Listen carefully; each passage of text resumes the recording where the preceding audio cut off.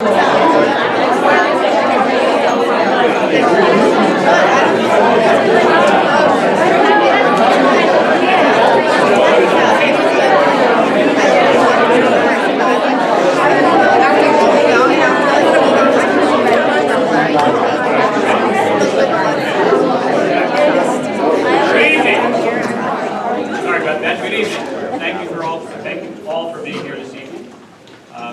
to the April meeting, April 15th tax day.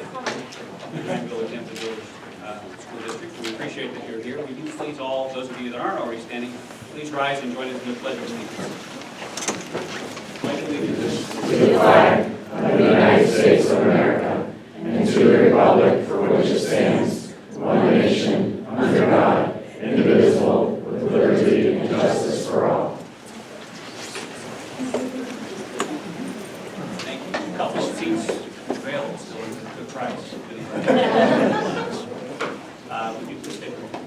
Mr. Janice? Here. Mr. Miller? Here. Ms. Deeds? Here. Mr. Wolf? Here. It's always nice to see so many folks turning out for our meetings. Full of exciting news. But the most exciting news will be that it's provided by the superintendent and accommodations. Thank you. I'd like to make a recommendation to move it to the end of the meeting. What do you think? No? Okay, I guess not. All right, so tonight I am going to start with introduction of two teachers that have worked hard for the Granville schools and are dedicated to their craft. And I say teaching as a craft because every child that walks into a classroom is unique and presents a certain set of learning needs that every teacher has to adjust to on a regular basis. And typically in Granville we have anywhere from 20 to 28 students to sometimes 30 students in a classroom. So a teacher constantly is evolving their practice, and we honor them through a process called the Master Teacher. And so Debbie Thomas and Kristen Snyder, who is somewhere back there, okay, have completed their renewals for their Master Teacher certification. So we'd like to congratulate them and have them come on up.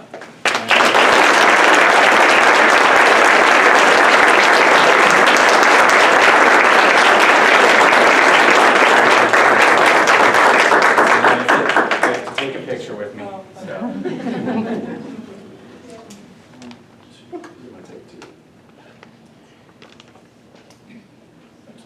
Congratulations.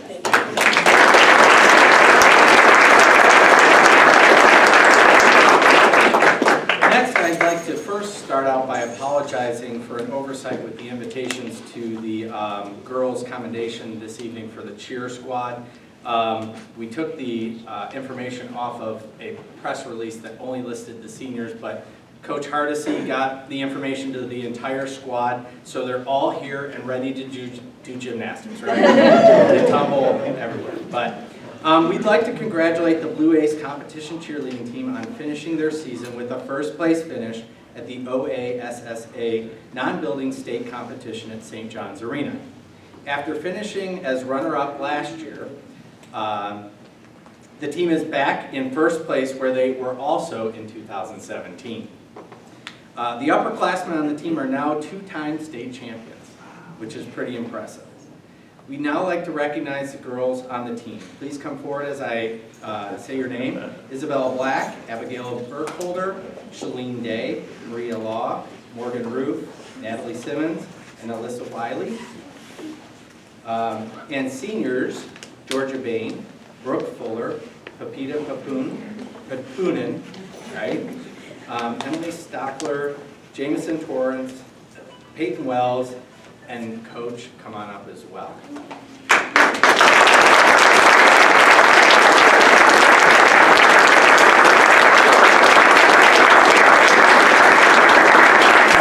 We all dressed so nicely, but I was actually wanting a pyramid or something really cool. Can you do? No, I'm just kidding. But honestly, girls, I know you see me walk in and out of the commons area when you're practicing all the time, but what you do is amazing. And I think, there she is. Good job, good timing. We appreciate all that you do and how you represent our schools, so congratulations. The accommodation Coach Hardesty has and you'll get them at the end. So congratulations, and two-time champs. That's pretty cool.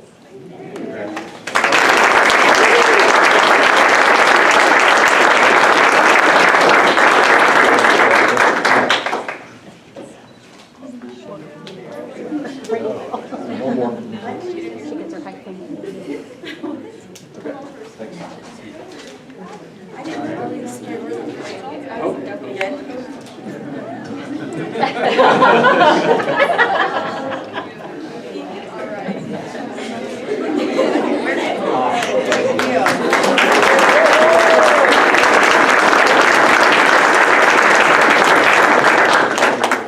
Athletics are an important part of what we do in Granville Schools. It's part of our world-class education that we believe we provide. But it also comes with great coaching and dedication from our student athletes. All of our student athletes that we're recognizing tonight dedicate countless hours above and beyond their studies to do what they do. And it is no small feat. So we appreciate your dedication to the studies and to your athletic performances. So now we have the pleasure of introducing our state indoor track team that went to the state competition and qualified for state. So we'd like to recognize several members of the Granville High School track team and their coaches. Head coach Jim Green, assistant coaches Bart Smith, Chrissy Rogerson, and Rich Hillman. The students we are recognizing qualified for the state meet. In order to qualify, the athletes had to finish in the top 24 in Division I in their event. So I'm going to stop there. So, because this has been a bone of contention with me for a long time. So, Little Granville is in Division I. Now, scratch your head a minute and think about that. So, some of the schools that have high schools that are the size of Granville, their high school population, are in Division I. And we've been arguing for quite a while that there should be a divisional realignment. At some point, I'm hoping that I'm successful at getting that changed. But our students are competing with high schools that are significantly larger, with larger numbers of students, and doing very, very, very well. So we'd like to recognize the following students for their placements. Addie Hoover placed second in the weight throw. Alyssa Christian placed 8th in the 1600 and earned all Ohio honors. Riley Zink placed 8th in the 3200 and earned all Ohio honors. Rafi DeGennaro placed 11th in the 800. Parker Hilleman placed 11th in the weight throw. Max Sheets placed 13th in, Tom Sheets. I'm like, wait a second. I saw Max walk in, didn't see Tom. Jenna Unkefer placed 19th in the 800. Cherdwin Hunter placed 24th in the pole vault. Hey, I was a pole vaulter too. Okay? It takes a special kind of person to be a pole vaulter. So I'm with you. Okay? And the girls relay team of Elena Smith, Sophia Twaddle, Ellie Lewandowski, and Penny Hunter placed 11th in the 4x200. And the boys relay team of Jack Burzak, Will Schieber, Ian Law, and Dylan Christian placed 16th in the 4x800. Get everything.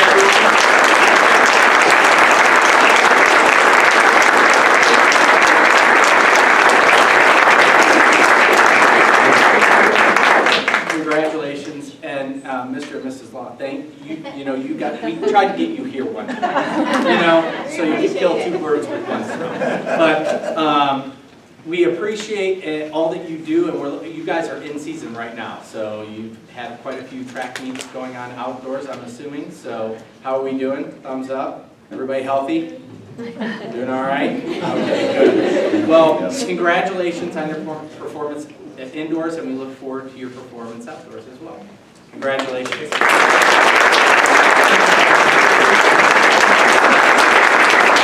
you guys come up here and get a picture as well. So guys, we can just squeeze together a little bit. Yeah.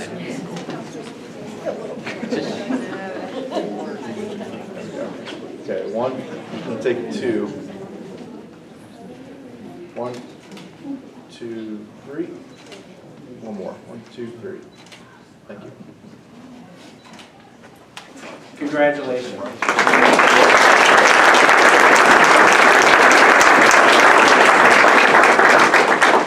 And this concludes our accommodations. This is usually when people leave for the rest of the meeting. So you're not going to hurt our feelings if you get up and run, but if you literally run, it might hurt a little.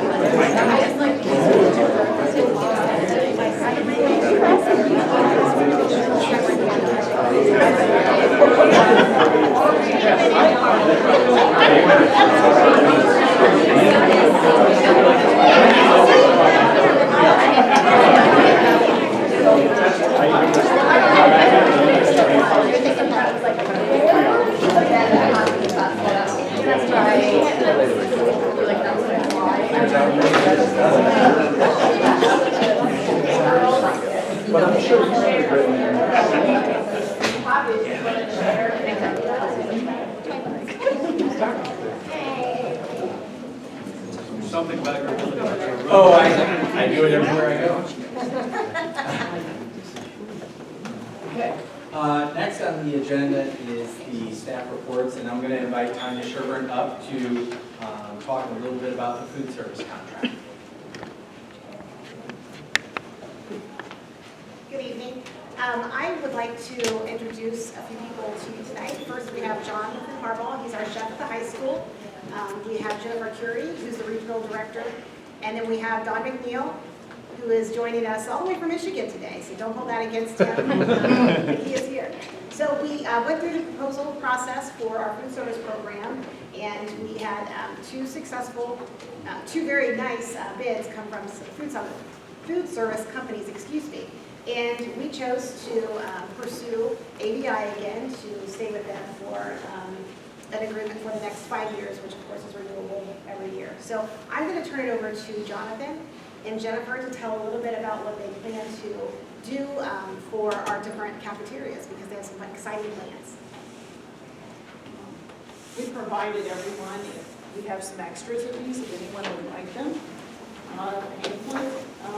Talking a little bit, very briefly, about what our plans are for the next coming years. So the first page, of course, talks and addresses what a good partnership we've had thus far in the last 5 years and some of the things that we've accomplished. That we have done. Food service from a delivery meal program to a cooking on-site program. Does anybody remember that? I mean, that was 5 years ago. Yes. So we've come a long way since then. So in that time, we've implemented a breakfast cart at the middle school. We've brought together 2 chefs to be in Granville to prepare your food, and so we're looking for the chance to continue that partnership and move forward. The next 2 pages, we're looking a little bit in the history of our program. Excuse me, John. And if you see in the middle of the page the ABI success story, we do share this with some of our other customers. We're proud of what we've done here at Granville, and we hope that we can continue to grow that. We started out at 19% of our food is local, and John can speak to the next page with the strawberries on it. So this year we had a 45% spent locally. On the right-hand side is some of our providers, and this doesn't even include all of them that come through Searman Sons who do individual items. Some of these are new. 2 of them are new for this year, and then we've also had our long-standing vendors, Birds Haven being one of them. Some of the new things that we're going to do at the high school this year, we're going to have a fusion station. It's going to be a live action station in front of the students, stir fries and things along those lines. Right. So we do have a deli now, but it's going to be a new and improved deli. The appearance will be better. Of course, the ingredients will remain fresh. Of course, you know we cook our turkeys and everything that we serve there, that's all fresh. The chefs prepare salads on the deli that we have, and that may be tuna salad, chicken salad, different things. Our grill will be revamped, along with having the grass-fed beef that's coming from Steve Finlinson's farm. We'll be doing chicken breast burgers, and hopefully I can find a local source for that as well. And then our pizza station is being renamed to Trattoria. It will have pizzas, calzones, and pastas. We'll be able to use some of our fresh roasted vegetables that we get locally. Yes. And through the other programs that we utilize in the district to get fresh fruit and vegetables into Granville City Schools District. Our new concept this year is the next page. It's called Agave. We're happy to present this program to Granville City Schools. It'll give the students an option every day to have a burrito bowl, a taco made to order. And they can walk in and say, okay, I would like black beans, or I want brown beans, different options. Guacamole, we're gonna have some different things every day. So we feel like this will be a great addition to the high school cafeteria. One of the other new additions to the cafeteria is we're going to have a salad bar. It's going to be named the NutriBar. Offer daily all kinds of fresh fruits, of course locally if possible, and the students will be able to self-serve off of the salad bar. So that'll have fresh roasted vegetables in addition to fresh vegetables. Proposed salads and grains. So some good ancient grains in there. So all some good healthy choices for all the people to make. We will also be renaming what is now currently the NutriBar into Ace's Place. It will be revamped, and of course we'll be doing more local out of that as well as we continue to do so. And that's the new Ace's Place, that's your new logo that you just styled. Yeah. So we're pleased to be able to put that into service in the new Ace's Place. We do have, at the Ace's Place, we do have a TV monitor, and that does highlight our local vendors that we serve there, our bagels and some other items. And it also shares the nutritional information. The fold-out that we have talks about how the layout's going to look. We're going to redesign, realign the layout at the high school cafeteria. I think it'll be exciting. You guys have to come and have lunch with us. We'll be there. At the intermediate school, we're also adding some stations and giving more options to increase participation, as well as give the students a wider variety of food choices. We'll have the signature bar and the grill. Yeah, the grill is a new addition. And you'll see additional equipment that we have in the service line for the grill. So that's a wrap sandwich. It'll be the hamburgers, the fresh burgers, or chicken. We'll have some other items on there that the students can walk through and choose in addition to the other entrees that they'll have. They will also have a pizza station, which will also do calzones and pastas as well. We are converting their current sidebar, where they have whole fruits and vegetables, into a full-blown salad bar, so they have plenty of choices with that, as well as doing our fresh to go, which is just pre-made entrees. The next page shows the elementary location. We're incorporating the Granville blue colors into the signage at that location, and bringing in some additional selections for them. We currently have a produce bar at that location, but we're going to expand the offerings there.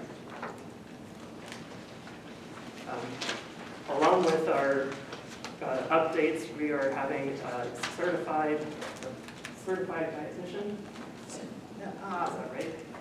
She is certified, Okay. yes. To help along with making sure that allergies are separate and not part of a contamination. And we do have on, as you can see, the labeling that we have on that page. Kristen Marcella is our dietitian, and she's helping us to analyze the menus. if we have any questions, or the nurses can reach out to her or to myself, and we can create that communication path with any of those concerns that she might be able to address. And of course, it's important for us to communicate with the students.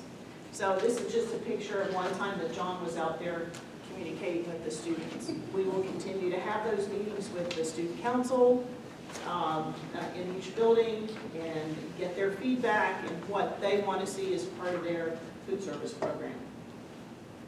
That's why we're here. And then the last page is just highlighting our catering again, and just some of the options and things that we can do with that as we continue to cater multiple events and gatherings. That's the fun part, right, John? Yes. So I think I shared this with the board, but during the week of March 11th through the 15th, it was the agricultural week, and First Lady Fran DeWine came here and met with ADI and some of our students, and then worked with our students that work with our greenhouse. And so Mike DeWine and Governor DeWine and John Homestead signed a resolution to prepare and provide the board, so I will pass that along. And but it goes to it's a testament to what ABI is doing in Granville schools. It is unique. I get contacted almost weekly by school districts that say, how are you doing what you're doing? We're hearing about it, and so I sing John's praises quite often, but he has done a fantastic job of building a really high-quality food service program. So, thank you. Questions? Thank you. Just out of curiosity, how many school districts across the state does ABI serve? 22. 22. 22. Great. Well, we're just really proud of what we've been able to do here together, and so thank you for your service, and we're looking forward to it. Thank you. Particularly very happy with the sourcing of local supplies, local produce, local feed. Makes a big difference in the community. I think it's a great lesson for all of us, sort of farm to table. But, quick question for you. I know one of the things you cited here, participation is up 47%, which is obviously a very good sign. I also know you survey students and find out what their tastes are. Yes. In my house, we measured satisfaction by the fact that my child never uses his account every month. How do you see that, the feedback you get from students? Those feedbacks that we do surveys twice a year. It's really to see what they're wanting. It's too easy to sometimes get in a rut or expect them to always take mac and cheese when they want something else. So we do gather that information, and I sit down and read through them all and take it as best as I can. Thank you very much. Thank you.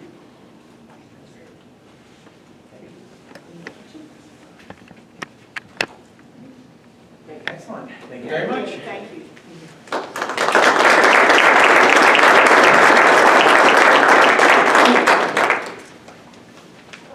Next, we have a continuation of our fee and pay to participate conversation that is a byproduct of, I think, 2 board meetings, previous board meetings. So we asked Mike to put together some information about aggregate fees, but specifically also pay to participate fees. So, Mike. Each of you has in your packet a document that has a summary page at the beginning and then backup that was provided by each of the building principals. I'm just going to go through the first page. You can look at the backup pages at your convenience or when you like, just to kind of set the stage. And so if we start on the front page from the top left, is the current year and previous 3 years revenue from the activity fees, which are $30 at the middle school. They have been $50 at the high school up to this year when we raised it to $75. You can see it generated, in the mid to upper 40,000s per year. You see it's up this year by about 11,000 over the same period last year from the $25 increase at the high school. The middle at the top are the pay to participate fees. This, of course, is the first year for them. As of this afternoon, they have generated just over $179,000 in revenue for the pay to participate. It's a little better than we were anticipating, meaning we have not had the fall off that we had built into the estimate. And so that's why it's coming in ahead. The top right is the Chromebook fee that was instituted along with one-to-one last year. You see last year it raised just over $40,000. Right now we're just under $40,000. It's about the same amount of money both years. The bottom left are the classroom fees that are charged. And again, you can see they have been pretty flat over the last 4 years. At this point, through April, which is the third line from the bottom, I mean, it raised between $106,000 and $107,000 every year for the last 4 years with the fees. And then the summary at the bottom right is a sum of all the fees. You can see overall fees have jumped from $162,000 in fiscal 16 up to $380,000. Obviously, the big jump in there is the pay to participate this year and the Chromebook fees last year. As a point of reference, I put in total operating revenue in the middle line of that. And you see for up until this year, it was the fees are only about 6.7% of total operating revenue. This year, we're projecting it to be about 1.3% of total operating revenue, which is actually two things are causing that. One is the increase from the fees. The other is because of the timing of the property tax payments, because you see that in overall revenue, there was a spike last year and a drop off this year, and that was from the property tax. That's messing with those percentages a little bit.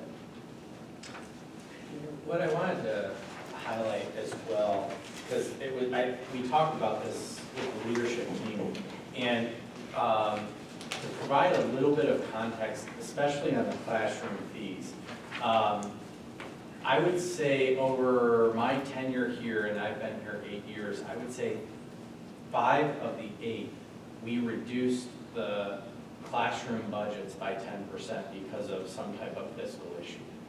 And so I think what has happened over time is some of the classroom needs have turned into classroom fees. And so what I've instructed the leadership team to do this year is really look at those fees again and what it's purchasing, and if some of those materials are supposed to be, in building budgets versus school fees, we want to make sure that that transition occurs. Because that can happen over time when resources get tight. I think in the levy campaign, I referenced that if you look back 10 years ago, our discretionary spending is 10% less than it was 10 years ago. So we do not, allow a lot of discretionary spending, and part of that is in the materials item for classroom materials. So I just wanted you to be aware of that's our orientation going into when we approve school fees in May. It's our typical time frame of doing that. I've asked the leadership team to kind of look at those fees and make sure that what's should be in a school district budget is in a district budget and not necessarily in a fee structure. And I think the only other thing I want to point out, we're not going to go through all the other details, but just so you know what you're looking at, the elementary school page, which is the second page, are all mandatory fees on there. The intermediate school page, everything in the boxes are mandatory fees. The texted below are optional fees for additional activities. And the intermediate school has lowered they lowered their 4th grade fee $10 this year, and their 5th grade fee $6 from last year. The third page is the middle school. The top section of the table are the mandatory fees, class fees. The bottom part are all discretionary for additional activities. And then the last page is the high school, and these are just the class mandatory fees. This does not include any of the extracurricular or club fees or those types of things that are in here. So just so you're aware of everything that's in there when you look through them. This is really good to get like an overall picture of this a little bit better. I think it's going to inform our decisions about how functionally to do fees. I know there's a lot of questions about the different fees and where they come from. In terms of like the overall revenue from classroom fees, can you help me just a little bit more? I know there's detail here. Understand like which schools that's coming from more and which kinds of programs that really derive the most of those. Is it like mostly because there's AP classes and we need special books, or is it mostly just the classroom, the yearly fee? Give me a little bit of a summary. AP does not come into here at all. The AP tests do not come into here at all. That's paid out of a separate Okay. budget, not out of the operating. So if you look at the activity fees, yeah, the vast majority of that's going to be in the high school. The middle school fee is only $30 versus the higher fees at the high school, and there will only half the kids in the middle schools are in high school. So it's a much smaller percentage. The pay to participate, probably 75% of that is coming from the high school. Again, the fee is $200 versus $50, and there's more athletes participating. The Chromebook fees, yeah, those are going to be in grades 6 through, right? 6 through 12? 7 through 12. Remember, we charge 6 or not. 7 through 12. And again, the fees are flat, but more of it's going to come from high school because there's twice as many students. The classroom fees, the high school has by far the highest, fees, both because they have the most students and because their average fee is higher than in the other buildings. The other buildings are all between, the other 3 buildings, the fees are between $15,000 and $20,000 a year. The high school is between $50,000 and $60,000 because of the cost and the number of students. But I want So to it's mostly clarify. aligned with the class. Like it signs up for chemistry class and we have extra fees associated with that. Those are the majority of classroom fees are associated with it at the high school level. Yeah. High school and middle school, but intermediate and elementary school is kind of across the board for the grade. Yeah, and let me clarify one thing. Yes, the AP test is not included in here, but Some AP classes do require certain materials, and those would be included, because basically the things that are consumable, if you look, you have a lot of the arts and the materials that are consumed and taken with the students are there listed. In French, Latin, Spanish, and French, you have the National Language Exam workbooks that are, part of the required coursework. And then you have, obviously, the science, you have labs that have consumables as well.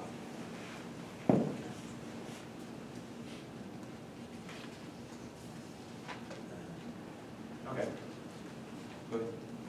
So I think this is great information again. One that stands out is going to require a decision and conversation is the pay to participate fees, right? And how that evolves over time, the status of our levy and the status of kind of how that's worked out and so forth. I've been trying to survey as many parents and community members as I can, just asking about how that's influenced them, if that's influenced them or not, and I've got one perspective on that. But I think that maybe we all need to kind of do some more soul searching and thinking and surveying almost about how that's gone, right? And I guess I'm curious, Mike, from your perspective, how it's gone from like what our expected enrollment was and what our actual was. Did we see much change there? Or Jeff, do you sense that we might see much change there in the future based on those fees? Or how do we get our arms around that? I mean, we don't have actual, because again, none of the spring sports are in the system yet. So we don't have actual numbers based on what we were projecting that the revenues would bring. And the fact that they're coming in ahead, it indicates that we made adjustments for lower participation because of the fees. And it's, at least in the short run, is not having the impact on participation that we're concerned. And I know there's a bigger question in the long run is if the fees stay in place, is that going to cause a long-term change? Yeah, that's obviously a harder question to answer because we're not even 1 year in yet. And all of this is really preparing you for making decisions in May. That's typically when we finalize all of the fee structures for the following year. So if there's additional information that you would like us to pursue based on this report, just let us know and we can provide that information. Thank you. I think it's useful information. There are substantial fees that we charge. I'm looking forward to seeing the result of your examination of the fees that have historically been charged, so that be more properly put in budget. I suspect there are a few opportunities to do that. Yes. One other thing I would be curious as it relates to pay to participate, we talked about where it's assessed and the fact that it's assessed on athletic extracurriculars, which frankly, some of the folks in that area have felt a little bit singled out for that. So I know we're looking at that. I'd be curious to know, to compare the pay to participate fees versus what we have in supplemental contracts across the board for different activities. How many supplementals we have and what activities and what areas we have. And again, that's for a big discussion, but I think you're on the right track and I would encourage you to keep drilling down on this. Excellent. Anybody else? Okay. Thank you. At our last meeting, we talked a lot about our facilities budget and our capital budget. And during public comment, there were a couple of comments brought up about last year's reduction in force and some of the areas that were more in the operating budget. So we thought it would be appropriate to come back and talk a little bit about the history of A-Space and the potential future of libraries. So I asked Ryan to put together some information just to provide some context of what we did, what we're doing, and what we could do in the future related to the operational side of the equation, but also, you know, the future opportunities that present when you have the ability to go back to the drawing board, so to speak. Good evening, everyone. Start off with just a very brief history of A-Space over the last few years from its inception to present day, what it would have been this year, to what we'd like to be in the future. So conceptually, A-Space is really an enrichment program. It's not a, per se, gifted program. A gifted program, you're looking at certain test scores that have to or require entry into the program, and that's where A-Space initially started. Conceptually, we moved into more of an enrichment program over time, and I'll speak more to that enrichment piece, but just think of enrichment as on-time delivery of content for students who have already mastered content, where a gifted program is they scored something on the test previously, and that gets them out of curriculum wholly, even though they may not have mastered that particular content. A-Space has always been in second and third grade math and English language arts. You know, the challenge for us as a district, we have historically well over 50% of our students are identified as gifted in at least one subject area. That could be a cognitive identification, reading, math, science, or social studies. And to get that identification, you have to score 95th percentile on some kind of national assessment to be gifted. That could be an INVIEW test, could be Terra Nova, could be MAC, could be some other tests that we would actually accept from other districts. There's really a myriad of tests that you can use, and that changes over time as the state approves certain tests and not approves certain tests. So we have over 50% of our population in at least one of those subject areas at some point in their K-12 education, usually by 6th grade is when those identifications kind of slow down a little bit for students being identified as gifted.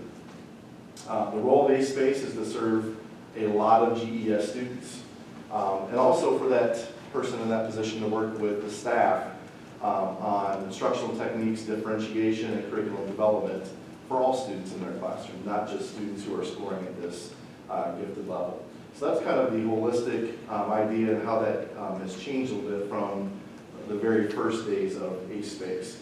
So the inaugural A-Space offering, you had to score 95th percentile or greater on the fall MAP test that was given at the elementary. That was in math or ELA. Students were pulled out of their ELA classrooms in 2nd and 3rd grade for about 25 to 30 minutes, 3 or 4 sessions at least per week. That was kind of a minimum. They were separate units created by the A-Space teacher that may or may not relate to that particular content in the classroom. Students who qualified were pulled regardless whether they had mastered the assessment or that material in the course that was taught at that time. So this was much more of a gifted model of service because it was based on a 95th percentile on a MAP test. You're talking about 6, 7 years ago in terms of A-space. Any MAP score below the 95th percentile, the students was removed from the class. That could happen mid-year, could happen end of the year, or prior to the next year.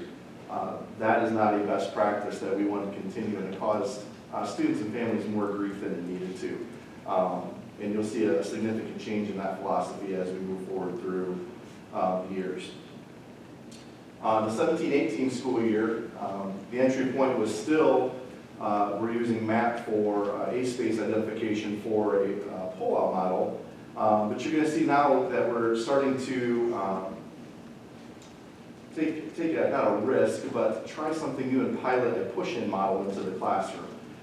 So for the old A-space was still the 95th percentile on a spring and a fall MAP test score.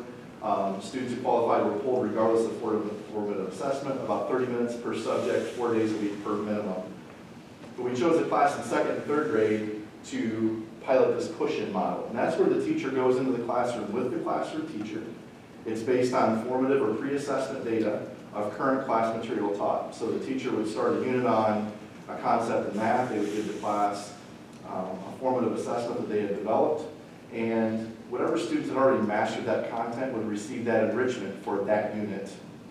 And then the next unit, they would give another formative assessment, and maybe a different group of students would receive that enrichment because they had already mastered the content. Some students would master the content rather consistently. Some students would have moments of greatness where that particular where they really understood those concepts and really needed something more, but the rest of the time they needed what would be the typical classroom instruction. They weren't ready to go beyond the curriculum at that grade level at that point. And that's what we mean by flexible grouping. It was about 45 to 60 minutes per subject, 4 days per week minimum. And that A-space teacher collaborated with the staff for the enrichment and modeled the enrichment activities in 2nd and 3rd grade classrooms as well. Exit for this program in both manners was much less stringent than the just falling below the 95th percentile. 90th percentile was kind of where we started to have conversations, but it was a conversation that included parents, teachers, administration to see is this really the best place if we were still doing the pull-out model. In the classroom where the push-in model existed, there was no exit. It was just who performed best on the pre-assessment and who was ready for that right time, on-time enrichment in the classroom. If we would have had A-space in 2018-19, you would have seen an expansion of that push-in model. That would have been much more prevalent, especially 3rd and 2nd grade math and ELA. That's where most of that service takes place. Less removal due to the need now format or the right time format of that. And the impact is spread across the greater cross-section of students. And, a math assessment is wonderful. We get a ton of data from those assessments telling what students need individually and as a group, and where their strengths and weaknesses may lie. But they don't sometimes, that doesn't mean you can just pull them out and skip all this content that you're doing in the classroom because they may not have mastered little bits and pieces. And if you're not careful, that can create gaps in students' learning. And that's not something you ever want to have happen. The current practice without A-space in place is that's put a lot more pressure on Travis in the summertime to cluster classes in small groups. And it's something he and I, along with some other staff members, work on very hard over the summer to make sure that we have different groups represented in each classroom. We're going to use multiple previous data points and cluster students together, whether they're gifted or not. We're going to use previous data points like MAP and InView scores, their identifications, but also based on teacher strength as well. If we have a student or a teacher who is really strong in terms of math, maybe we make sure that there are a few gifted math students in that classroom. It's just a very simple example. Enrichment and differentiation are provided by the classroom teacher. There are support from other sources like the instructional coaches and so forth, but it's not going to be as significant as it was with A-space. The teachers have done a very good job of picking up that slack. So the future, should we, in terms of looking at best practices in A-space, what we would want to see in the future is a 100% co-teaching push-in model. We think we can absolutely do that with ways different things are, and that enrichment teaching is going to be based on that flexible grouping model that we talked about, where it's on time based on pre-assessment data, we're now at the point where in those different classrooms, we have pre-assessments that are commonly used by all the staff. And those are getting better as they use them more. That was not the case when A-Space first started. So when the A-Space teacher would go into the classroom, we would know very quickly what students were ready for that enrichment for that particular unit, that 2 or 3 week unit period of time. And we could have different classrooms that were on similar pacing models. Now, I don't think anybody in our district is a fan of pacing models. There are some districts where you go to and they literally hand you a folder and say, on this day you teach this, and on this day you teach this, and on this day you teach this. I don't know how you do that with students that are, as Jeff said earlier, individual and unique in different classrooms. That doesn't just make any sense.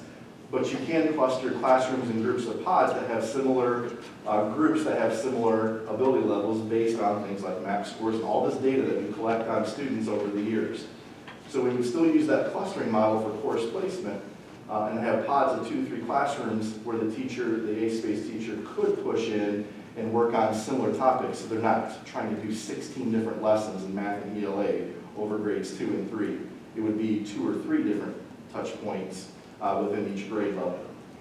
The model for this would be 1 subject per grade level per day. For example, Monday would be 2nd grade math day. This is just an example that would be more flexible in this. And Tuesday might be math in 3rd grade, and then it would switch to ELA the next 2 days of the week. But the A-Space teacher would also assist with enrichment planning for classrooms, help with curriculum, coaching, modeling in that co-teaching role. And just kind of it's related but not necessarily to A-Space. And we have literacy coaches that do a wonderful job in our elementaries. Having somebody to balance that with a strong math background in this position might be something that's really beneficial. It's a nice to have, not a need to have, should we ever post this position. But it's something that we would definitely be interested in to kind of balance the literacy coach aspect of this particular program. With a lot of reading and a lot of, honestly, live and learn with the A-Space over the past few years. Some of those lessons have been tough to learn, and some of them have been surprising. We believe this is the best practice for A-Space in the future, and should we ever have that opportunity, this is what we'd like to see it look like. One thing that I would add on to what Ryan just highlighted is we all know that the teacher makes the greatest difference. And we have had a fantastic teacher in that position in the past who really did all of these things very, very well. And trying to make sure that all of our teachers have the capacity to do, some of those enrichment type activities is an important priority because as you know, the first level of instruction is the classroom, regular classroom teacher. 54% of our population by the end of high school is identified as gifted. So we do have kind of a different type of demographic that we are educating. So we wanted to share some of this information just so that you had a look back and a potential look forward. And we always would engage different stakeholders and teachers in these conversations about meeting the needs of our students. Questions about that portion, and then we're going to shift topics. I guess I haven't been in classrooms often enough, which I'm always impressed and I love to be a mechanic. But what's this look like from a mechanic's perspective when another teacher comes into the classroom? Do like half the kids stand up and walk to one side of the room, do one project, and the other half of the kids listen to the teacher at the blackboard? I just don't understand the mechanics of that push-in model. Like I've seen A-Space and I kind of know, the kids go here and they do this. So that help me understand that a little bit. Yeah, Tom, so I'm going to share something with you that, well, most of us remember the last experience in our school. We remember high school, because that's what we had last. Coming from the high school environment and going to the elementaries has been enlightening for me over the last 5 years. Those teachers do a phenomenal job of differentiating even when nobody's in the classroom. You will literally see students doing 4 to 5 different things within those classrooms, and I always marvel at, wow, the organization and planning and the intentionality that our teachers have in those different situations. So to answer your question, what does that look like? It could look like a lot of different things. A push-in model means the teacher's going into the classroom. Now that teacher could go into the classroom and take 4 or 5 students out into the hallway then to do something with those students. If the classroom is maybe more, the rest of the class needs some direct instruction on something for a short period of time. It could be this teacher's working this side of the room with these students on something, and this group of students is over here working on something individually, and then there's another group over in the corner of the classroom working with the classroom teacher on something completely different than the other two groups. So it takes a significant amount of planning, a significant amount of collaboration, and a lot of data analysis. It has to be intentional based on that pre-assessment data, whatever that pre-assessment looks like, whether you're going to use some of the more standardized tests that we use, or it's going to be something like a classroom pre-assessment that the teachers developed. Maybe just a quick 2 or 3, 4 question, do they really know this concept, and how far can they take it? So that's what it could look, and it's really everything in between then. It could be situations where I talked about those 2 to 3 classroom pods. Maybe there's only a student or 2 in each of those 3 classrooms. So it might be at a certain point, they all teach math at the same time, and that teacher goes and grabs those 2 students from each classroom and pulls them to a central location near all those 3 classrooms and works on something with them that's enrichment level. And it doesn't always That's have still to kind be. of push in even though they're sort of coming out, right? Pull Yeah. out, push and pull out, Yeah, but it's based on the classroom content that they're teaching at the time, and that's the difference between the old model. The old model was that we're just going to do these units that we've pre-created that may or may not relate to what we're doing in the classroom. All of this would relate to what currently is being instructed in the classroom, just taking it to another level, whether that be another grade level or something that is deeper and provides more rigor for the student. Rigor doesn't mean that it's more homework for the student, it just means it's more challenging for those students. So if you look a lot of different ways, and it doesn't always have to be the A-space teacher working with that enrichment piece. So I was just gonna. It could be the A-space teacher comes in and does some direct instruction with the classroom where the classroom teacher is doing the enrichment piece that day. And so that's a very flexible model when you have that situation. Very similar to what you would see with inclusion classrooms in special education. I would say it would mirror much what you would see in those co-teaching environments as well. I think, so, although Brian came from a high school perspective, I was an elementary guy. So I spent a lot of time in elementary classrooms. And what elementary classrooms look like is a variety of teachers interacting with students on a regular basis. Because you not only have students at the high end, you also have students that need additional support in the classroom for another reason. You have OT, PT, speech. There are a lot of adults that interact with our younger students on a regular basis where you'd be hard pressed to figure out who's working with who when. But it's kind of like the teacher's the orchestrator, the conductor of that chaotic but organized scene of an elementary classroom. And also get conscious in terms of like general, either from a staffing resources perspective or from the student side, kind of time that they would have with a specialist of some sort. Like I've heard the pull-out model is kind of like, okay, you're identified, you're out of the classroom 4 days a week, 30 minutes or something like that. Push-in model maybe is like, okay, Monday is second grade math, right? So it would be like 1 day a week instead of sort of 4 day a week if your area of interest happens to be second grade math, right? Sure. Like, does that mean that they're effectively covering more students by this model by pushing in, right?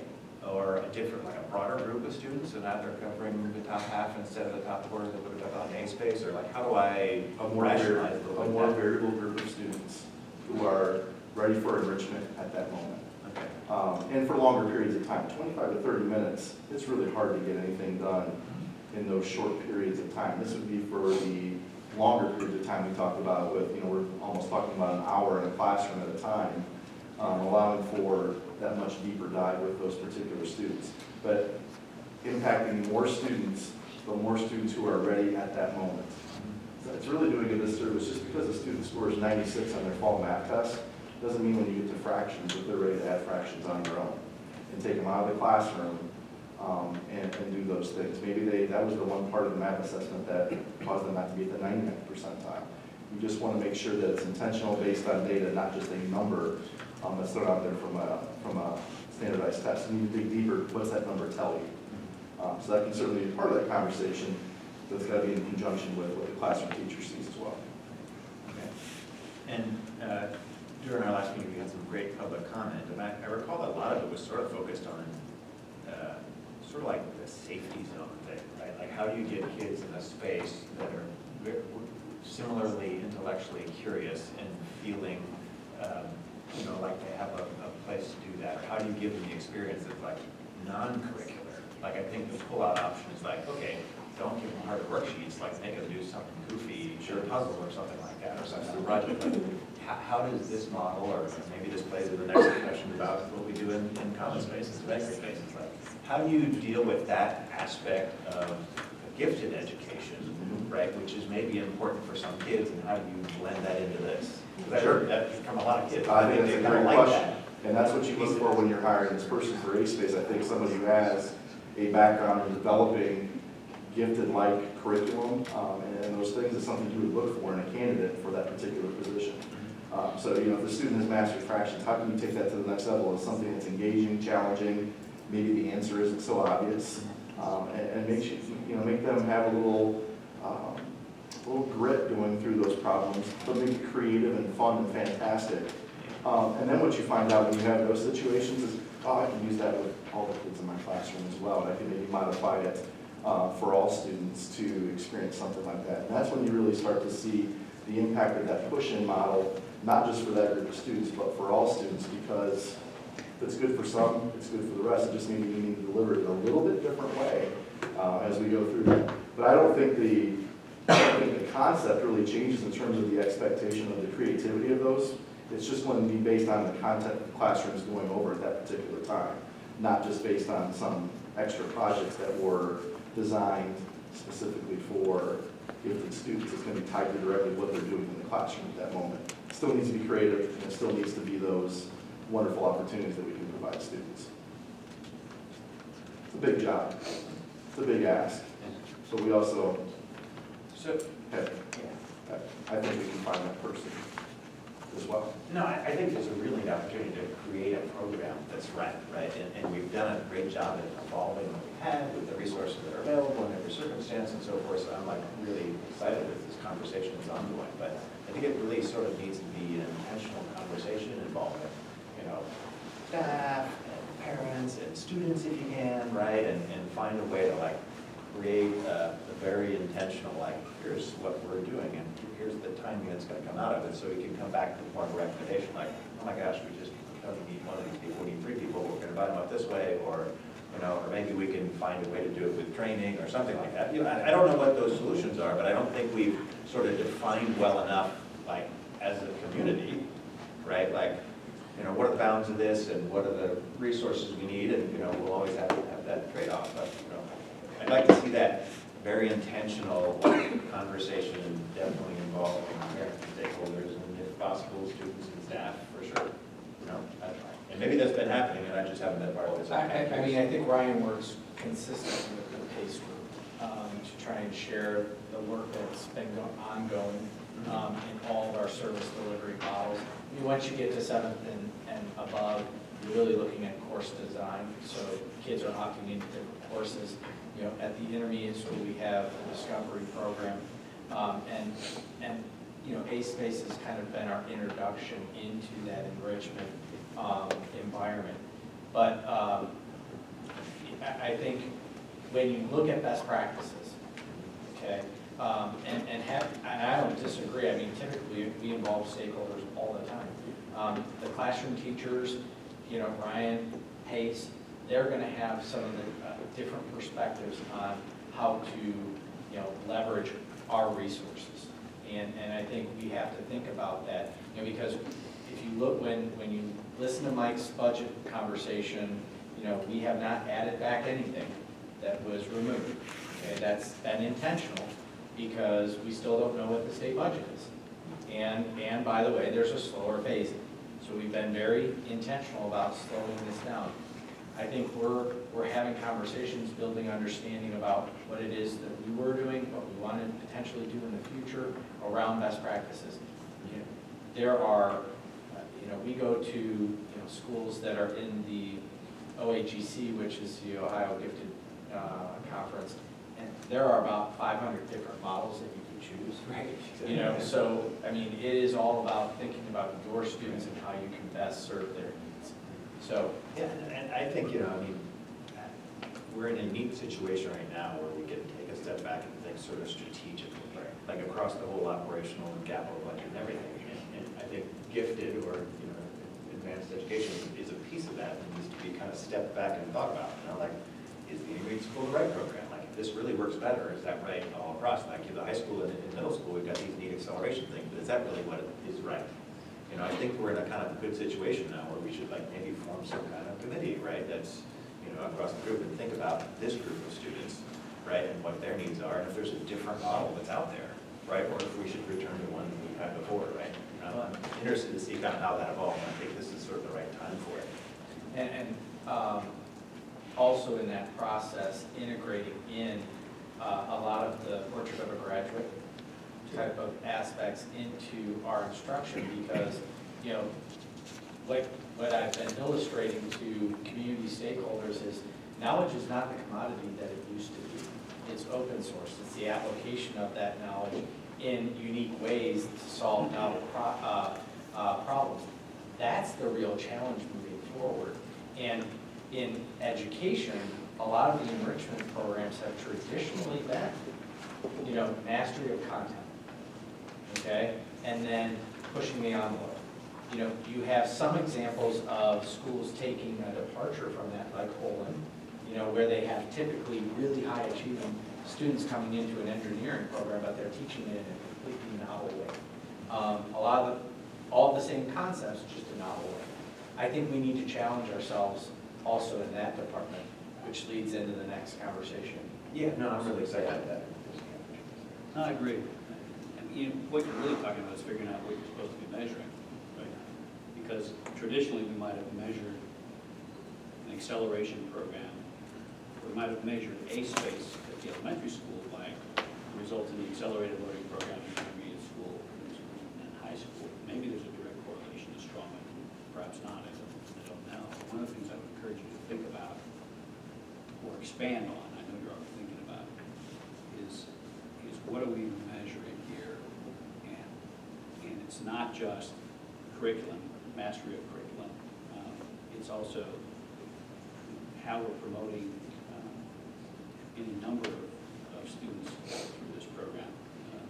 You know, we could say that 54% of our students are gifted based on some testing, but we also, that does a disservice to the, you know, roughly 50% who don't test as gifted, but we know are extraordinarily well-accomplished students, and we need to figure ways that we're expanding these services to all of them. So I know you've got a lot to contemplate here as you think about this, and I think that you're on the right track with this model, but clearly we need to find ways to define what it is we're measuring, how we're determining a successful program, and how we're determining that population which we're trying to serve.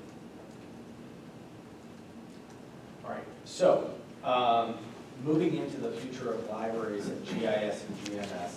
So what I want to start with is kind of the recognition of the difficulty that we were faced with. You know, we had to enact some reductions. We did decide to eliminate, you know, the librarian positions in those two buildings, and it was painful. And you heard from the teacher at the time that was talking about how she teaches a lot of the media literacy skills that we want students to acquire in the library. So it was not a light decision. It was very painful. It was difficult. It required our librarians that stayed to do a lot of additional work. I know, you know, Sarah's back there. She did a fantastic job of organizing people like Beth, who would come into, and Dan and you know, Cecile and all the people that wanted to like go into the libraries and support those students coming in and looking at those resources. But there's also a significant opportunity here, because as we have gone down the road of project-based learning and looking at a portrait of a graduate, we've noticed that we have the opportunity for expanding that enrichment mentality. That's not enrichment anymore, it's the standard, or it needs to be the standard, where we are teaching critical thinking, problem solving, creativity, communication, collaboration, those 21st century skill sets in novel ways.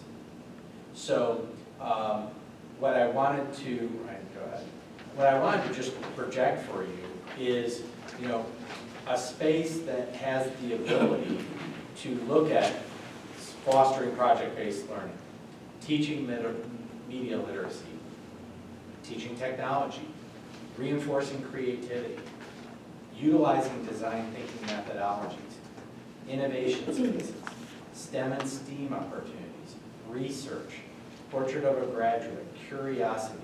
What we're trying to do is expand the definition of what a library is and maybe rebrand it in the process and take the best of all those things and create something unique and different.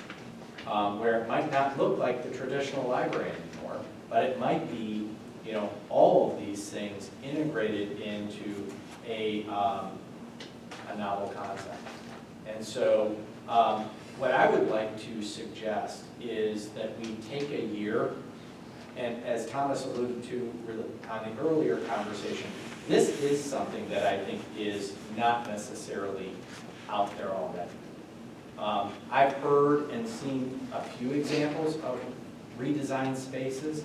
But what I would like to do is engage with the public library, Anita's here, engage with our parents, engage with our current librarians, engage with some people that are in different worlds, engineering, design thinking, innovation, and start bringing those people in together to think about what we could do in that space, and then what type of expertise do we need in order to serve the kids that are coming in to the intermediate school and middle school for those experiences.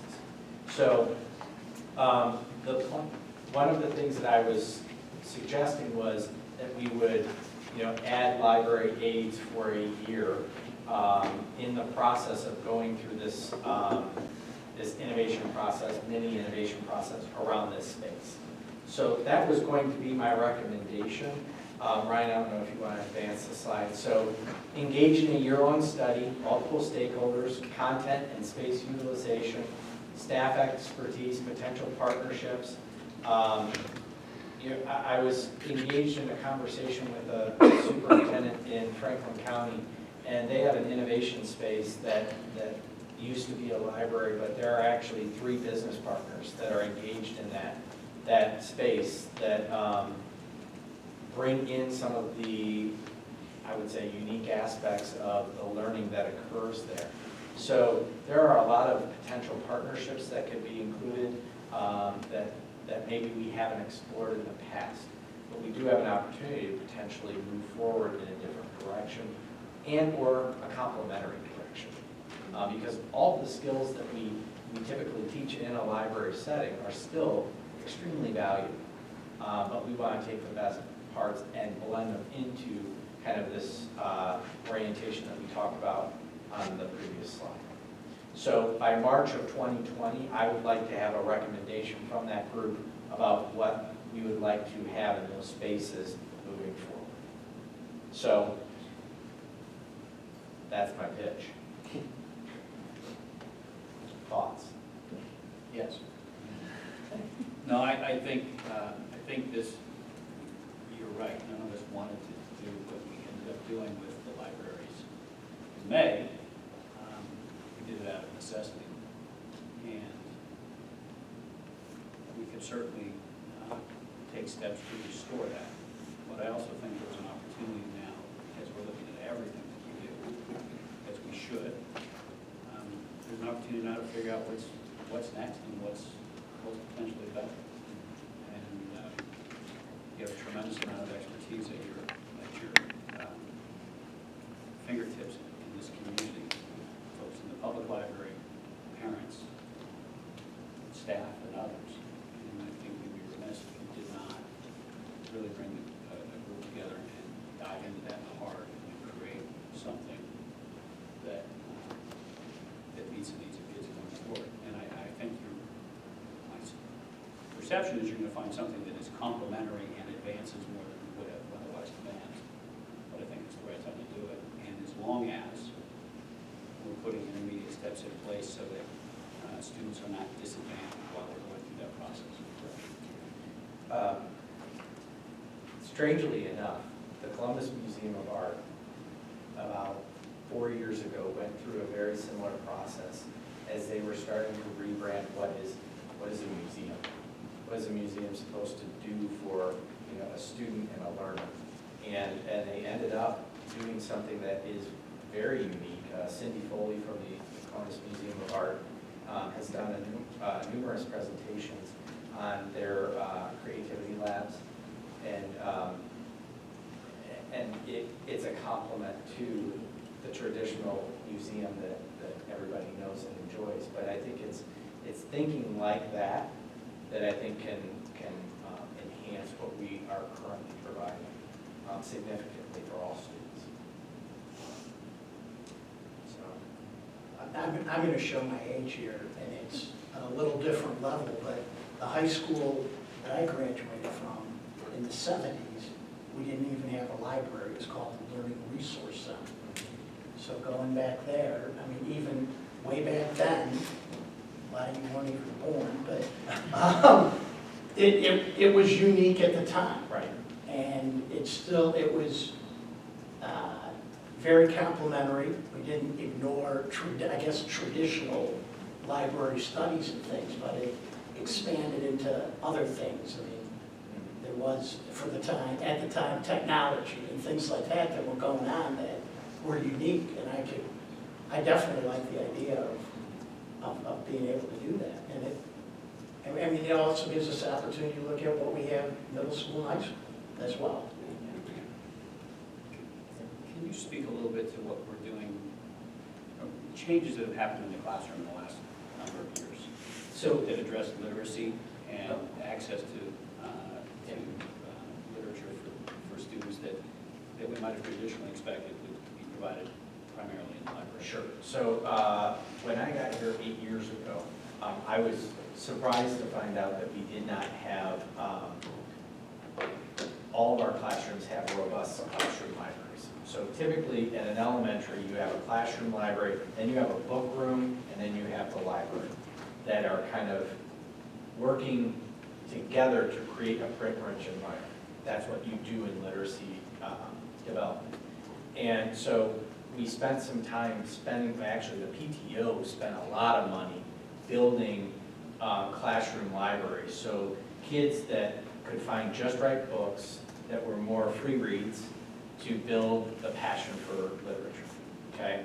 The book room is designed to be a resource tool for classroom teachers in small group instruction, getting that just right book in front of that child as an instructional tool to build the reading strategies that will endure all the way through the rest of their lives. And then the library being that resource to a strong body of literature that expands their thinking. And we also have a wonderful, beautiful public library also in our community where a lot of schools, but communities don't. So we have a lot of areas that we can build on from a print-rich perspective.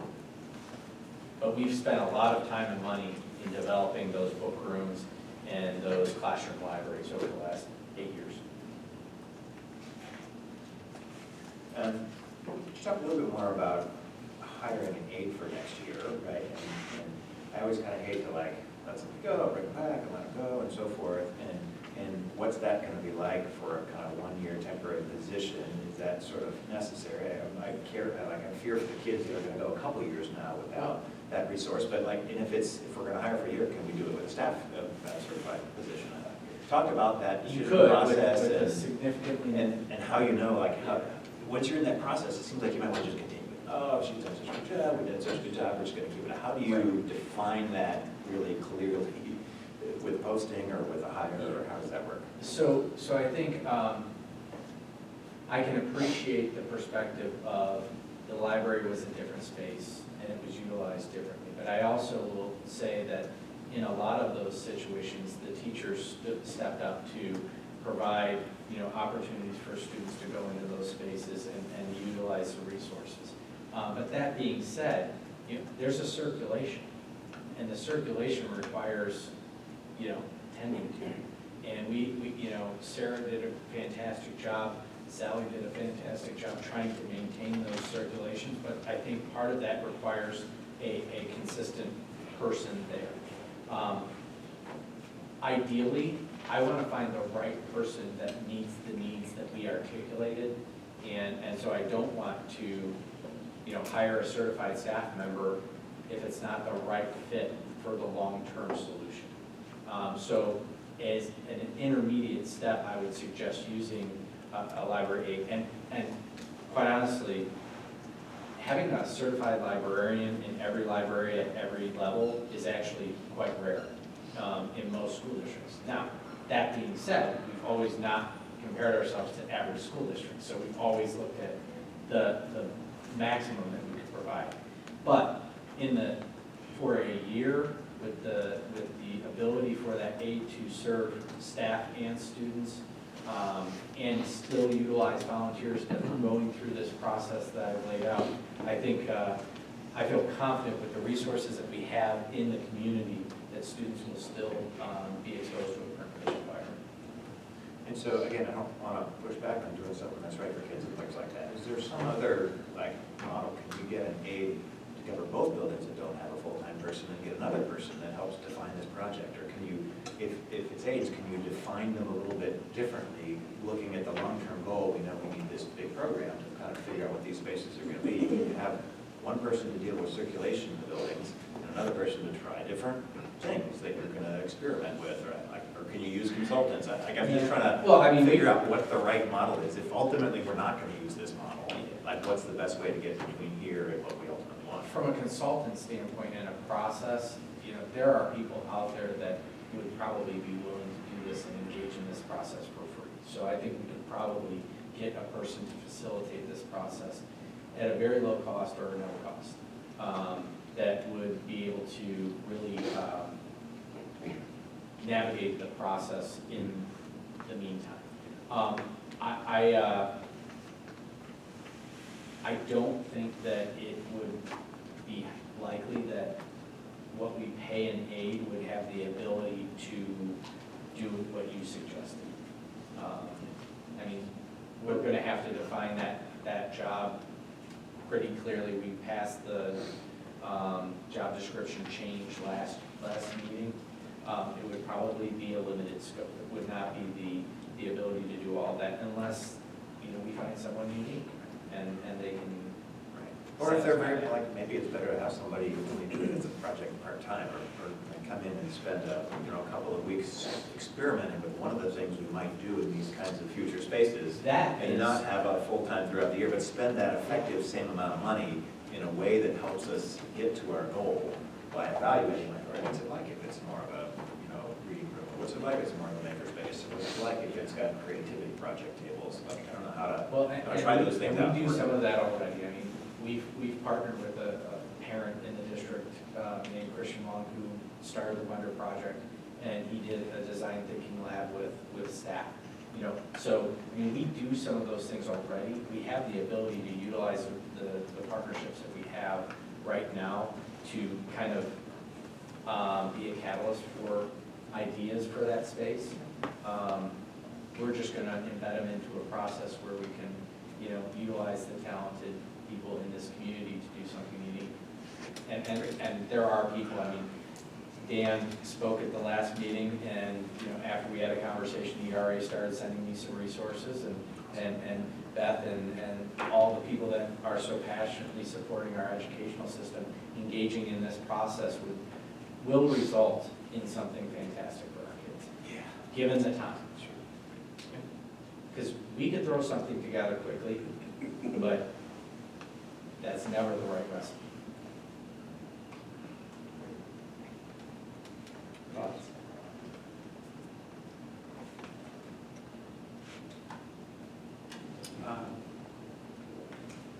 I think it's a good opportunity. I think the road will be, as Thomas indicated, making sure that we don't fail to really meet the needs of students in the next 12 months while we're working through this. It's going to be a challenge. I think you have the resources to meet that challenge. That will require a lot of focus as well. And maybe there's some ways that we could partner with the library as well and be a little bit more strategic on that. I think that would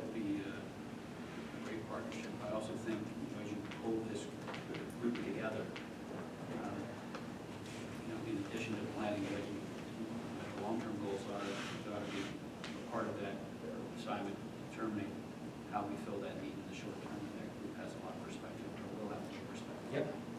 And I would encourage you to cast a wide net for that. Yeah, great. So all of this is in the context of being responsive to some of the questions from public comment last time, but also really in the context of our operating budget moving forward. So keep in mind what we talk about today when Mike does his presentation about, the ending cash balance and, every time we add staff, what happens to that cash reserve. But, we wanted to give you at least some information to consider. And then, if we're going to move forward, we probably need to move forward in May in solidifying either the process or moving forward in a different direction. So I'll need some guidance from the board on that. Questions? That concludes our staff reports. All right. We are now at that portion of our agenda where we welcome public comment. If anyone has anything they'd like to speak about, whether it's on their agenda or not, please feel free to step to the podium.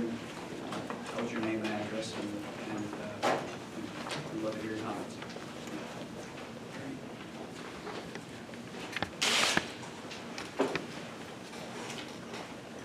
Hi there.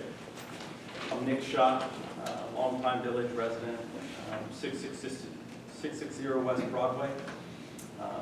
Have 3 children in high school right now. I can appreciate the conversation on fees that was discussed, but I'm not going to talk about those. We'll talk about a different fee if I could. This school year, we received a letter at home, and it was a short note to let us know that one of our children had broken a laptop, the Chromebook, and as a result that we would be responsible for $190 in fee. So naturally what I did was I called the technology lead, tried to understand the situation, and I learned that this was the second occurrence that my kid had broken a Chromebook. Okay, that's important. I'm not proud about that, but that was the case.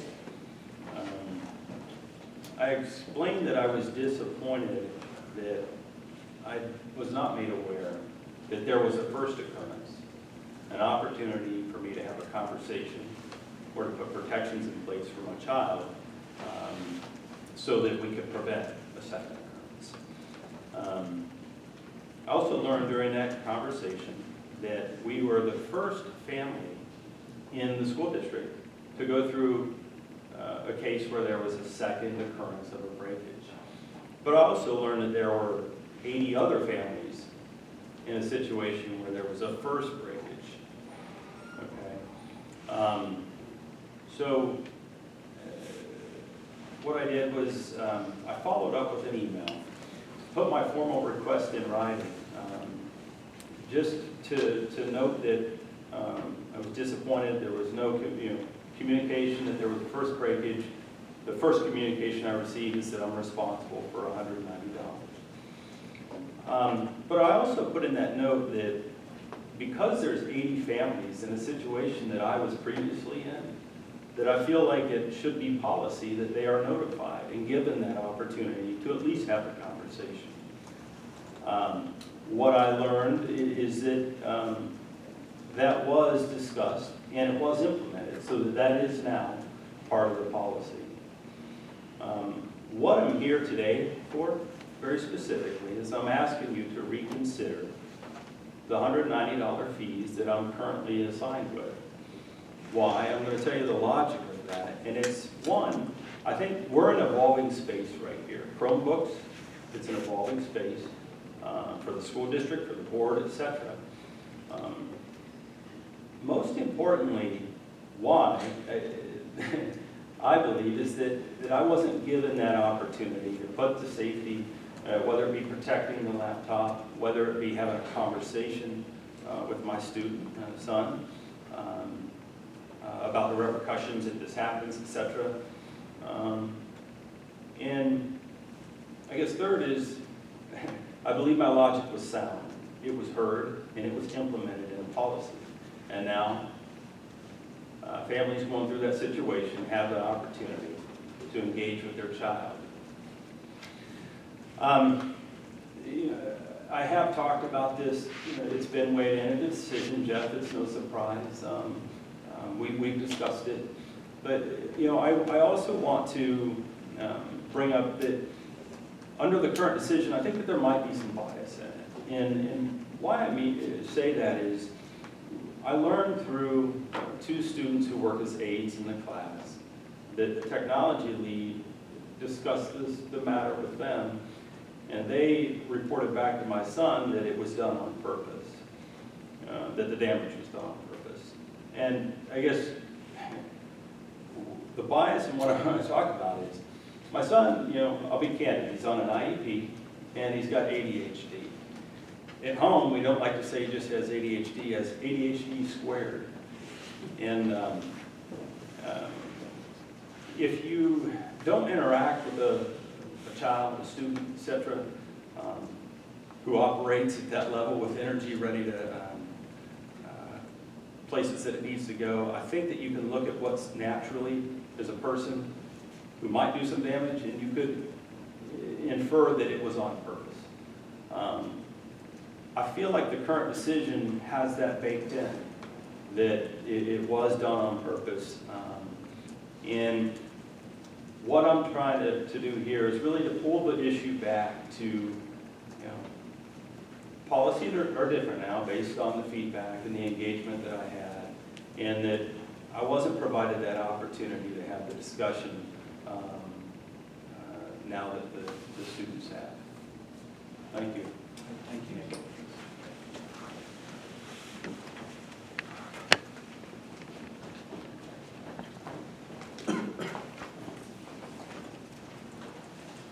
Hey, I'm Melanie Schott, 660 West Broadway.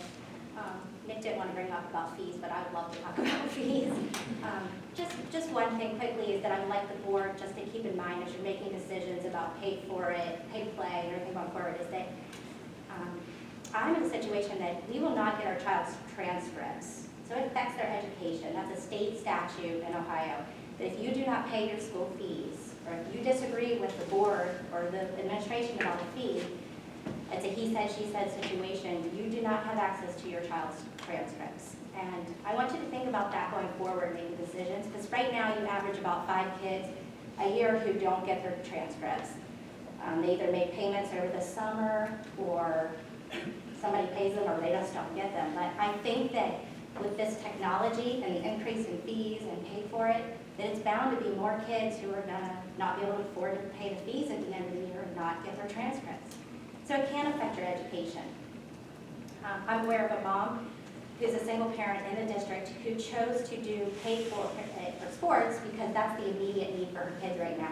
So she didn't pay the school fees, but these are going to compound later. And when she goes to graduate, when her child goes to graduate, she's going to have to pay those on graduation day and write a check to the school and make sure that they're paid in order to get their transcripts. And I don't know if that's how it's taken into consideration. That brings up one of the fees that I wanted to talk to you about is the $40 technology fee. Because when this incident happened with our son, I thought, wow, I owe the school for one kid almost $500 in fees. So how is this impacting other students in Ohio and their fees and not getting their transcripts? So I contacted the State Board of Education. I was put in touch with Stephanie Dodd, and she was very helpful. And she had her staff do a lot of research on my behalf and my questions. And she could not find another school district in Ohio that the parents are responsible for paying for laptops that were broken, because there are technology fees implemented for the use of the equipment. So I pay a $40 fee each year for each device that my children use. In other school districts, she told me that that money is used to purchase some type of insurance policy because they expect kids are going to break them. They expect that they're going to drop them, that there's going to be damage. I did contact Superintendent Brown and I said, what is my $40 fee being used for? And he said, essentially, an insurance policy. And my response was, well, then I should essentially not have to pay for this fee if I paid insurance on it. But because it was a 2-time breakage, and I believe because they believe it's on purpose, I was still gonna be responsible even though I pay for this maintenance fee every year. It comes to a point where I feel I'm gonna be paying more for the laptop than what it's worth by the fees that I incur every year to maintain it. That's 40 times 4 years, or actually 6 if you go to 7th grade. And then 190. I presented some options to the administration about the laptop. I explained that my child is ADHD and he could not handle the responsibility of having a laptop. And could I provide my own laptop? And I was told that that is not an option because it's not compatible with your network system. It could compromise security, which I understand. But there are students in the district that do bring laptops on a daily basis and use them for test-taking purposes. And I question, because of what the kids say, and I know that you can't believe everything the kids tell you, but I'm having kids tell me that they would have done better on a test if they would have had the Macintosh because they can look at their own personal notes and the teacher cannot see that laptop like they can see the Chromebooks during test taking. So my child has been in classes where kids are taking tests that are not on a school authorized laptop. So it can compromise security. I also asked if I could purchase the damaged laptop because it still worked. It was a screen and a camera. If I could purchase that because I was certain that my child would cause damage to it in the future if I got it fixed. I just was confident that he would drop it again. But purchasing outright and owning it was not an option as well. I also asked if my child could just not be given a laptop. Could we go back to the way it was before this technology came in? And can he just do tests on paper, or is there something else that could be written into his IEP? But because all of the tests have to be done on a Chromebook, not receiving a laptop was not an option either.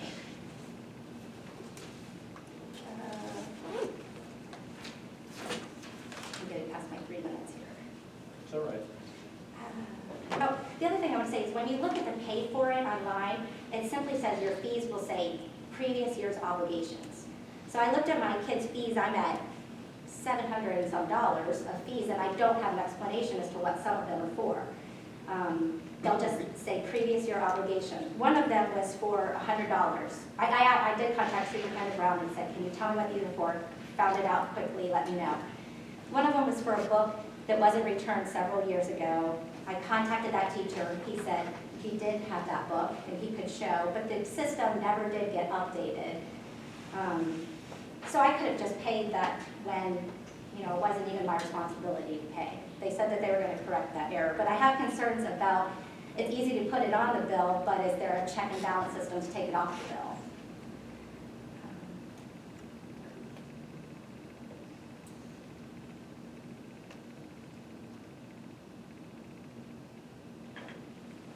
I guess I would just close and ask that for next school year, while you're budgeting, that you would consider actually purchasing an insurance policy with that $40 that we pay for the maintenance fee.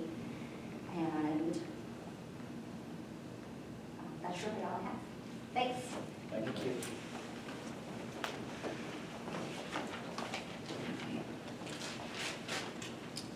Any other public comments?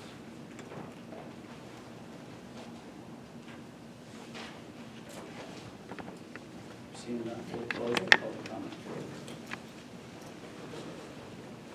I don't know if it was my oversight or not, but I guess we didn't have a board discussion. Feel free.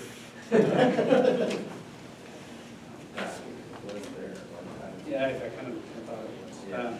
So this is typically the time when we board discussion and open up for any issues that the board wishes to discuss.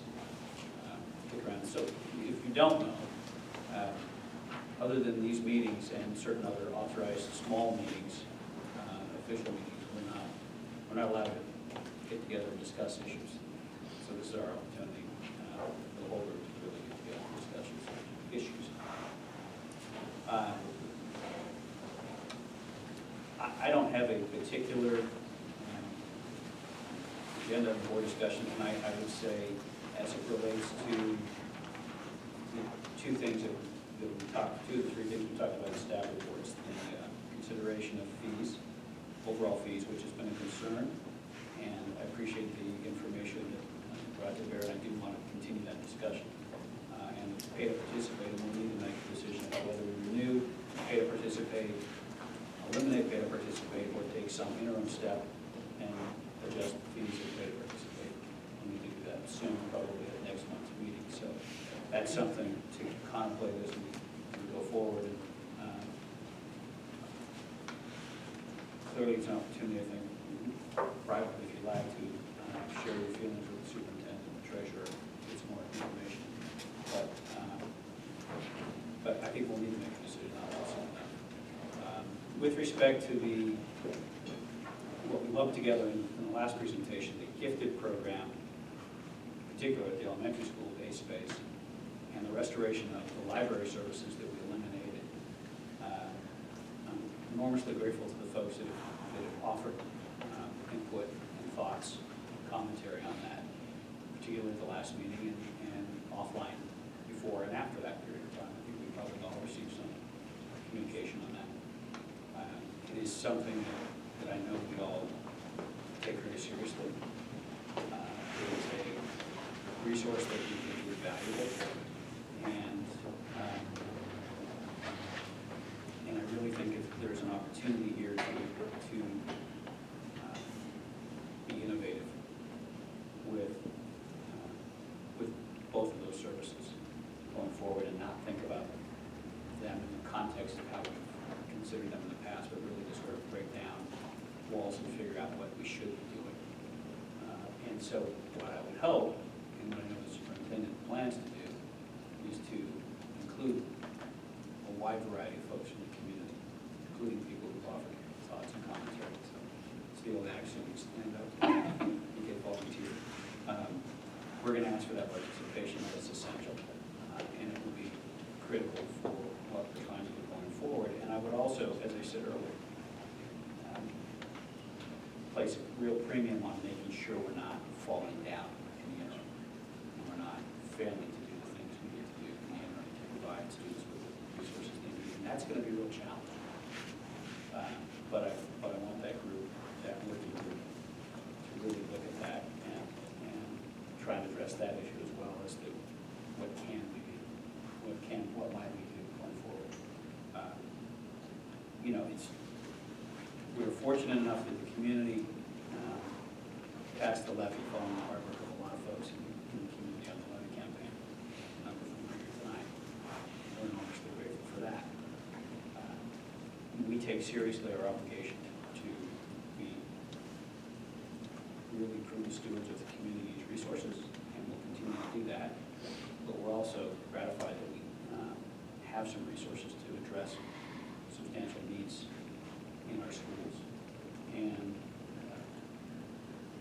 some of those are the services we provide, some of those are the physical assets that we have to maintain. So let's think about where we want to be, not just this year, not just next year, but 5, 10, and 20 years from now, and how we get on that path going forward with those services, frankly, with everything we do with those services. And so, again, I would encourage all of us to weigh in, offer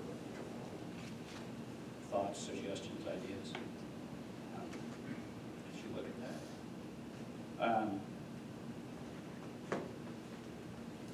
I think other than that, amongst board discussion items, we're coming up on budgeting time, and it's an opportunity, as we know, for the board to really have input. As I've often said, the budget is your surest explanation of what your policy is. You can say we want to do a lot of things, but if we don't put money behind it, it's just hollow talk.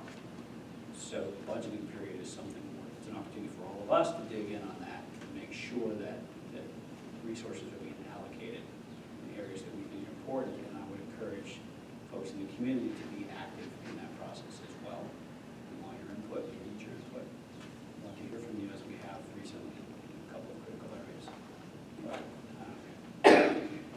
it's a big process, roughly $30 million budget. But it's the opportunity really to put our money where our mouth is on things that matter. So I encourage a lot of community activism.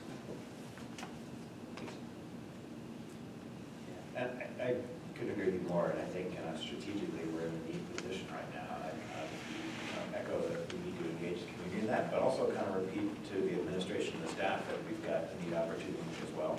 You know, we have a new treasurer starting soon, who has some great capabilities in looking at, strategically what our finances are, and there's going to be a nice overlap between Mr. Sobel and Mrs. Triello, and I think that'd be a good time to kind of help craft what does the future strategic financial plan look like, short and long term, because, blessed as we are with having passed the levy, that gives us opportunity to craft programs and things like that, but also we need to be thinking very much now, although we're far out, about what's the next levy, or what does our budget look like, or how does the cash balance look, and it's kind of silly to think that, right?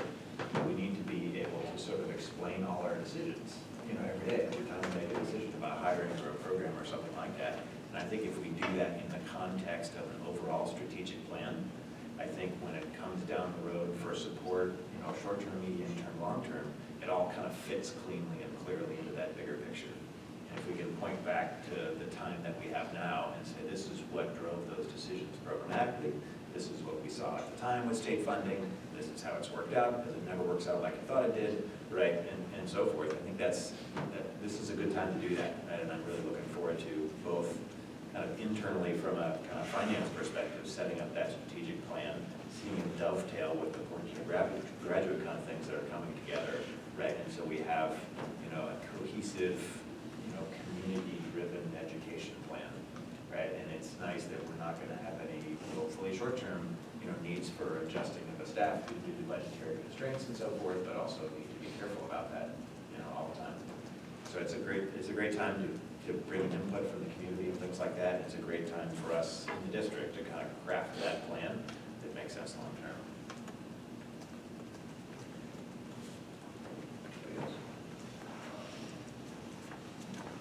Report on the Education Foundation. I didn't see that on the agenda. We don't have it on the agenda. What are we talking? Report on the We don't have board reports on here, so I would say, yeah, go for it. Okay. I attended a meeting last month. They have another meeting this Thursday, which I'll be attending, and they are actively looking for new members, and I'd encourage the community to check out their website. It's as Mr. Miller can attest, it's a great organization. They're really focusing on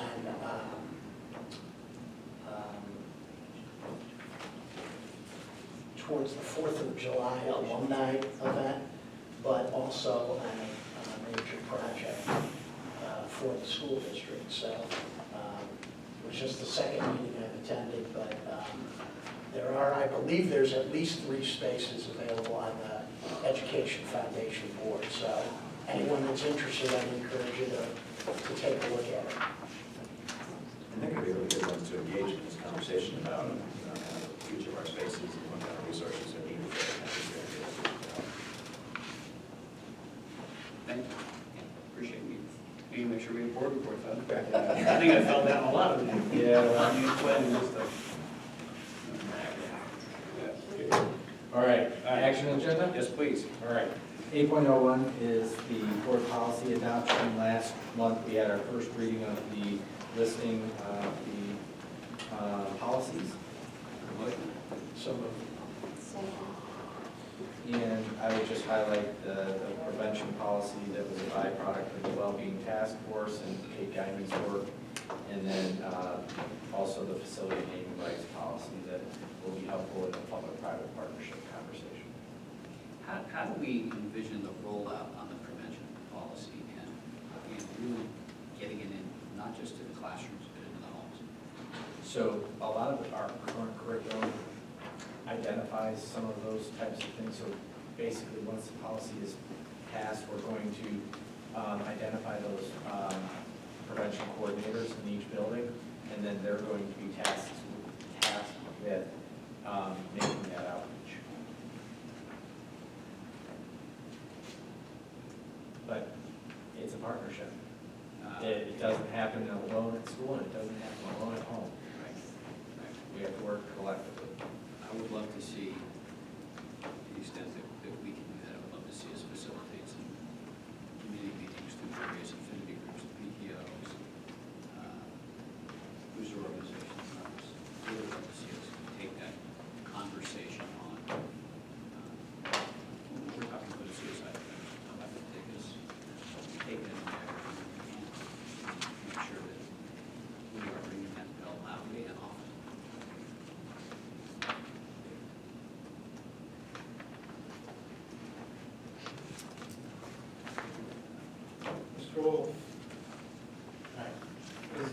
Mr.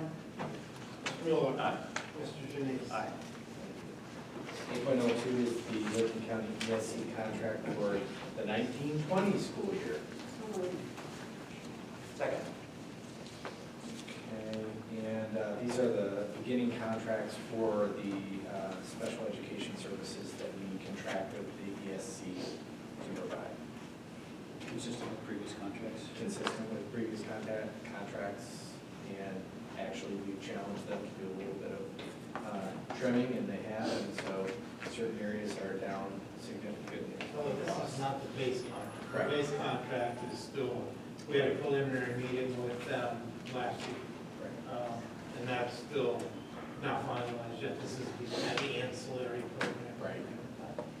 We understand the overall spend annually through the ESC for all the various programs and so forth. How big is that base contract? The base contract, this, I didn't bring it down, but I think it was like 830,000. That's not, yeah, about 830,000. And that does not include any of Okay. these. These are on top, these four we're looking at today are specialty things on top of that. The base program covers our MHMD units, our ED units, and preschool or the Preschool time.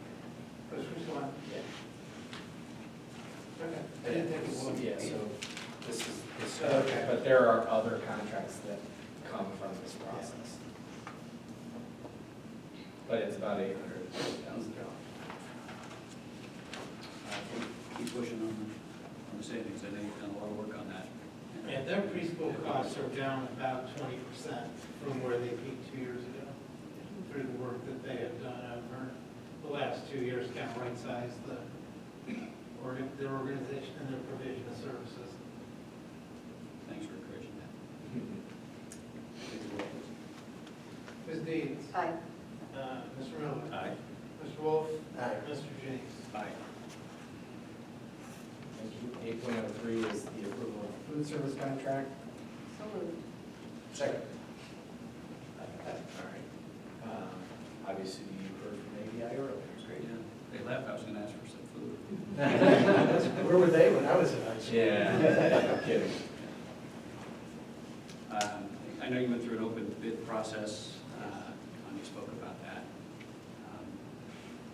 And the word substantial savings can be attained by switching, and I also think, to me, it's apparent what they've done and the innovative things that we've done. They're the right fit for us. Yeah, I think if you look at their estimates for their operating expenses in this one and 5 years ago, it's only, their estimated operating expenses for the annual going increased about $6,000, not 700-some over 5 years. So I think they've done a good job of keeping their costs under control so that we are able to break even, do no worse than break even on an annual basis. You could spend a lot less on food in the schools, and some districts do. It's quite horrible what some schools serve, right? But anybody that hasn't been into our schools and seen what we're doing for our kids, right? It's really impressive. And it's great that we have that high utilization. It's great that they're continuing that. So it's a great level of support. But it's also nice that when we get the notice from the state that there's a shortage of breaded chicken nuggets, we don't have to worry about that because we don't buy the breaded chicken nuggets. We have to worry about the shortfall.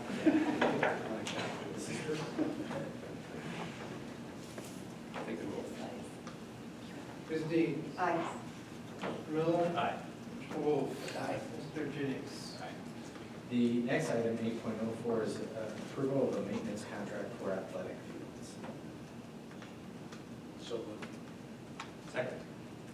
Okay, so this, as you know, many of you probably experienced this at home. It was an extremely bad water year for grass. So our fields were not immune to that deluge, and we continue to experience it currently. So we have to do some things to even make them playable. And part of that was, it used to be embedded in the ABM contract, which is our provider of grounds maintenance and facilities. I'm sorry, what? I just custodial. Oh, Trying to help custodial. you, yeah. Yeah, thank you. Finishing my sentence? Yeah. Come on up. But what we've done is we've taken some of that out for the actual varsity fields and subcontract that out to Front and Center Turf, who that's exactly what they do. They work on athletic fields, just so that we can get up to a place where we're not at risk for student injury. So we have to invest in some of that. This is part of the reason, you know, why I've made the case for, you know, turf would be a really good thing, because we spend a lot of money annually trying to maintain fields that are, you know, subjected to the weather elements. So what we have is a corresponding drop in ABM's contract, and then this contract for the turf services. So it's almost a net neutral. So this is for men's and women's soccer, men's and women's It will, lacrosse? yeah, it will be, yes, all the varsity fields. Baseball, softball, Baseball, softball, yeah. I've noticed that parents are very excited about, and athletes as well, about the condition of the fields and things like that. What's the mechanism for connecting Front and Center Turf with the athletes and their families and so forth that help with prioritization or whatever? I mean, it just seems like, I'm not you sure. know, this is a great thing that we're investing in this. I want people to know Yeah. that, like, this is something we're doing because we've heard, there's really real problems and things like that, and I want to find a way to make sure there's good feedback and a positive outcome of this, you know, so that everybody knows they've got great Yeah, well, resources. so and forth. hopefully the grass responds the way they say it That's the will. way it should be. Because I know I reseeded and I saw seeds floating down my driveway yesterday. So, Neighbors appreciate it. yeah, my neighbor, or the sewer's gonna be growing some really nice grass. But I think what we're trying to do, I don't want anyone to think that this is above and beyond. This is the normal course of action, just to make them a player. And especially when we have high utilization fields, like the soccer and lacrosse field. The soccer and lacrosse field never gets to rest. And so you need to pay a little bit more attention to that. So I think the best conduit is the coaches, and the coaches talking with the front and center to make sure that their needs are being met for the playability, if that helps. Yeah, no, I think that's a great idea, right? If there's a way to make that connection obvious, I think it'll go on. Yeah. But this is Yeah. a 2-year contract, so it's really $40,000. Yeah. Okay. Other questions? Ms. Rule. Aye. Mr. Miller. Aye. Ms. Deeds. Aye. Mr. Junice. Approval of resolution for membership.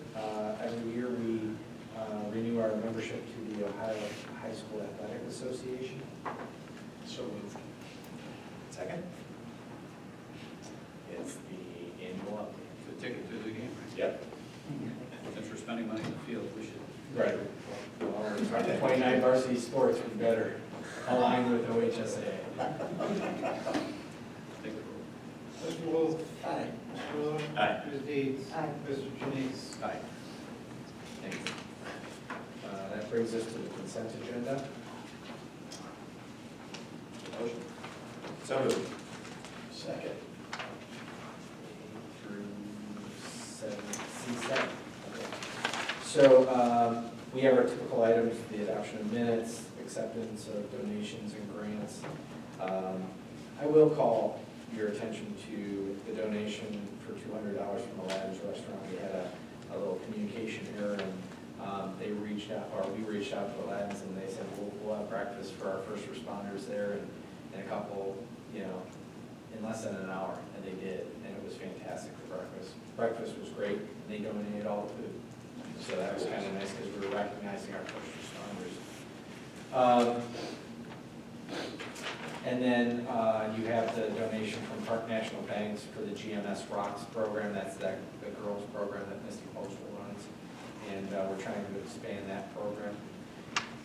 Under C, you'll see that this is our typical time where we non-renew all of our supplemental contracts, and then we renew for the following year. We rescinded the reduction in force of Teresa Bailey because we have a resignation from John Carter. And we have the hiring of a second grade teacher. You know, we have a need for a new second grade teacher because of the loss of one of our teachers, and then also increased enrollment. So this will finish up our hiring in second grade. So we're very excited about having her. And then we have a couple of leads. Questions? Mr. Miller? Aye. Mr. Wolf? Aye. Ms. Deeds? Aye. Mr. Janice? Aye. Vice Chair. Okay. Financial statements for the month of March. So moved. Second.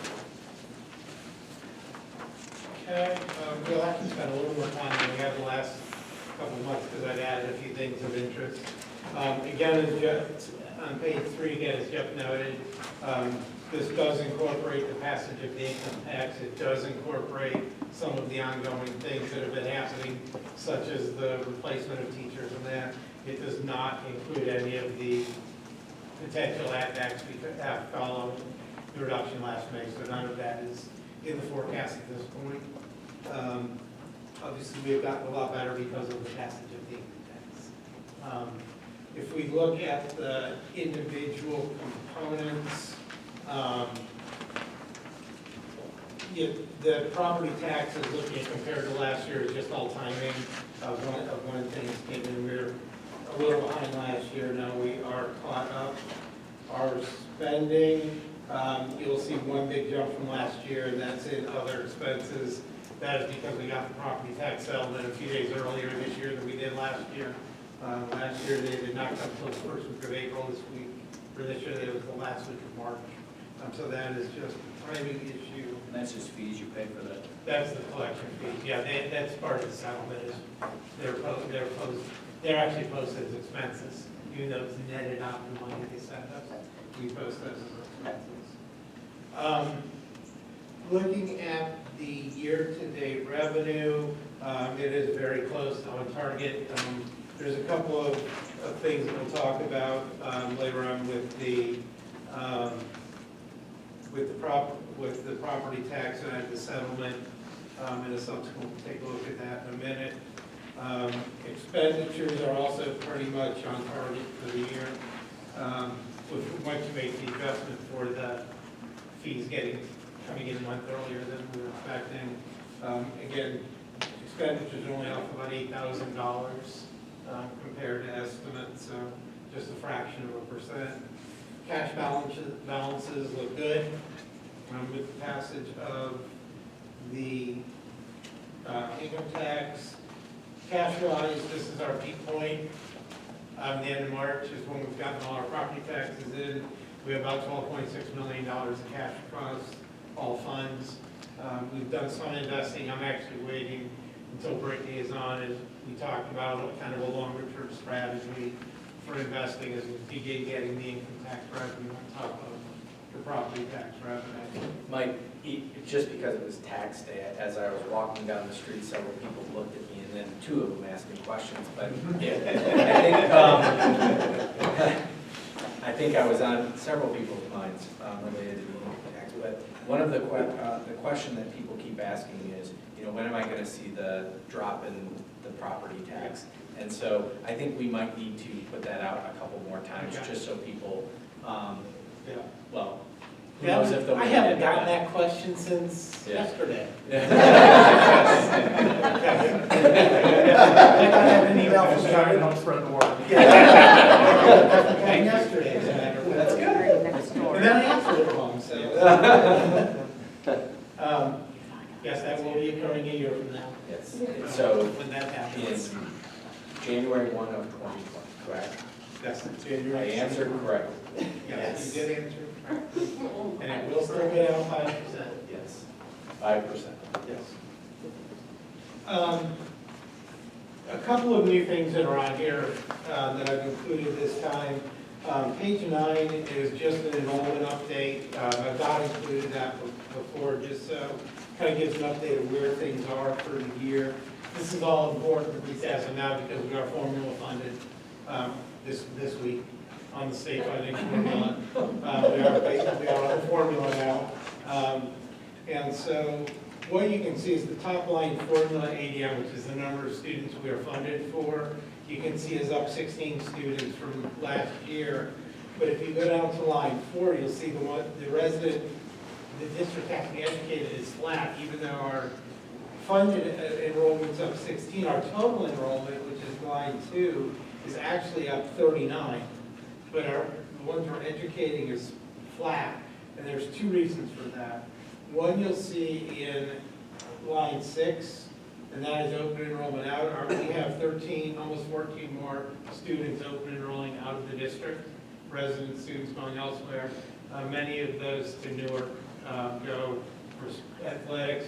We've also had a number of families move into the district with older kids and have not wanted to move their kids from where they were, so they were open enrolling them back to where they've been going to. And the other big change, if you look at road 9, which is a career tech, and you see we've jumped from a 33 FTE last year to a 60 FTE this year. That is a combination. We do have more students over at CTech full-time than we've had in the past, but also the business program, when we eliminated the FCCLA program, when Mrs. Schaefer retired last year, and replaced that with a CTech class, the business entrepreneurship. Those kids, when they're in that class, are all considered CTech students, not ours. And so you see a pretty big FTE drop from kids taking that class. It's okay because it's what's best for kids and they're doing well, and we're actually saving money providing that relative to what we were spending last year. But that's why you get the big difference between our total ADM and how many kids were actually resident being educated in the district, is because of that. Any questions about the enrollment? You'll see special ed count is down about 15 kids from last year, as well, down to row 13. Our economic disadvantagement has climbed just slightly from the low 5% range to the high 5% range. I just put this in here for informational purposes, since I haven't provided that this year. That's helpful. Page, no, my page number. Lost the page numbers on that. On the second last page is the property tax settlement. Just a couple things that I want to point out there is we do have the big drop in class 1 collections from $8.5 million last year to 7.8. Remember last year, there was a lot of the advance payment from people paying their property taxes at the end of 17 to take advantage of the federal tax laws. And so that was inflated, so we were expecting that. In the class 2 in the business property, there's a combination. We had a little bit of the paying early from small businesses, but we also had one of our largest commercial payers being delinquent. They have paid already now, but that won't show up until July, that revenue. The public utility, we saw an 11% increase in our value, so that's reflected in the revenues that we're seeing in public utility. The Homestead Exemption, which is going from 106 to about 99,000, that is going to continue over time to decrease. And that is because the state put an income requirement back on that there was a period of time where as long as you hit 65, you got the homestead. There was an income put back on, so now as our seniors either pass away or someone move out, most of our new senior, people just turning 65 living in Granville probably don't meet the income requirements to get the homestead. And so that will steadily decline over time as long as the current policy is in place. And then the last one is the bottom. In the bottom line of the yellow, you see a drop from 161,000 of delinquency collections to a negative 31,000. That's a refund primarily associated with the Dow facility and the BTA BOR reductions that went into place for that facility. We did have that moment. We did pay an outside consultant to take a look at the value before we made a decision on challenging or not challenging. And the outside work that we done kind of said that, you know, the value they were asking for the reduction was legitimate. So there's a refund of taxes, because that was hanging out for a couple of years. And so that's what the settlement, the property tax settlement looks like.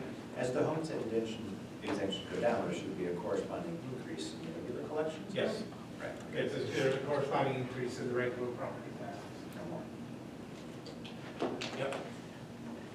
And then I threw in the last piece, which is, this is a simulation of the Cup Patterson work for the district. This is not actual. It's not going to be in the 5-year forecast next month. You know, at that point, the budget will be out of the House. It will not be out of the Senate. You will see in this simulation, if you look in the middle section in columns J and L, those are the projected increases in the next 2 years from the proposed state funding formula. I can tell you already, it's not because this is going to change because of some things that we were working on late last week and over the weekend to try and address some issues that have come up as far as things around the state. So these will change, and this will be an ongoing fluid discussion over the next couple of months. I think what it's safe to say is there's really only at this point one of three outcomes. Is we're either going to have something that looks like what we've been working on, not exactly what we've been working on, but looks like it. The second outcome is that the current formula stays in place. And the third outcome is that there is no formula and just add-ons as the kind of like the governor proposed. There's really not we've been asked, is there anyone else working on this? And the answer to that is no. There is not going to be, or at least it would be highly doubtful, there will be a fourth option that may be out there because no one has worked on it. It will be really difficult to study with this one.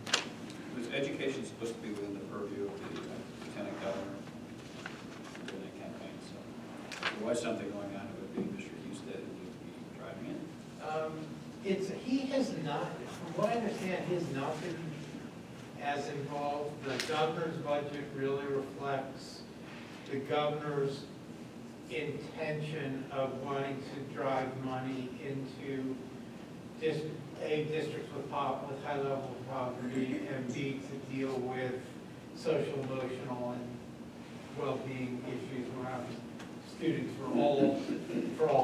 across all students. And those are the governor's priorities. But Homestead is going to be kind of the education point. That's what I thought. He kind of came out with the computer science, push, and he'll probably have several other initiatives or policy initiatives that come out within education. They will be separate from the budget plan. So, go ahead, Tom. So this assumes some increase in state funding based on these numbers. What was already assumed in our forecast relative to the state budget and how that would The change? forecast assumed about $100,000, or is actually currently assuming $100,000 increase next year, about $55,000 the year after. Again, right now there's only 107 districts in the state that are actually being formula funded on what the formula says. We are actually one of those 107. So we are actually outside the norm because we are being funded at our current level. We have been bouncing on and off between the formula and the cap through the whole year. A few students that more enroll, we hit the cap, then a couple go away, and we're back on the formula. So we're really bouncing back and forth right at the edge between the two. Do you recall the magnitude of the funding that was required from the state's perspective across the entire state for this model as it was As it was, as it was, How big of a chunk? yeah, as it was introduced or as presented, the cost was about $400 million in fiscal year '20 and another $330 million in fiscal year '21. To put it in perspective, the governor's proposal called for $250 million in '20 and another $50 million in '21. One of the real issues that is being struggled with right now is something called the state appropriation limitation, which was put into place about 10 years ago, 10, 12 years ago. And it has not really been a factor in anything because of the recession and then various points, but 2020 is what's called the reset year.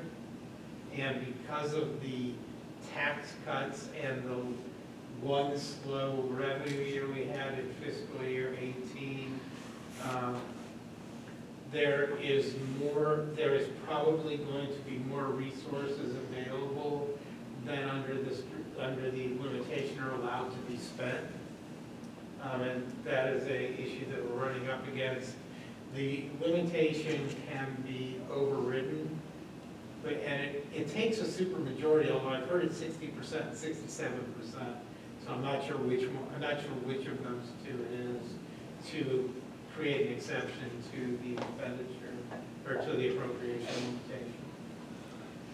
But that is in state law. The appropriation limitation is in state law. You were beginning to get concerned about state tax revenues. I will not know until probably early May, and see what they're trying, what the money that, it's due today. And so kind of what that money looks like. I may wait till next week and email my former employee and see where things are as far as what the processing looks like and what the dollars look like. It's really, it's something we won't know, well, we won't know for sure until they're done processing the payments that are due today, although usually within a week, even if they're not done processing it, you get a pretty good idea of if things are going well or not going well.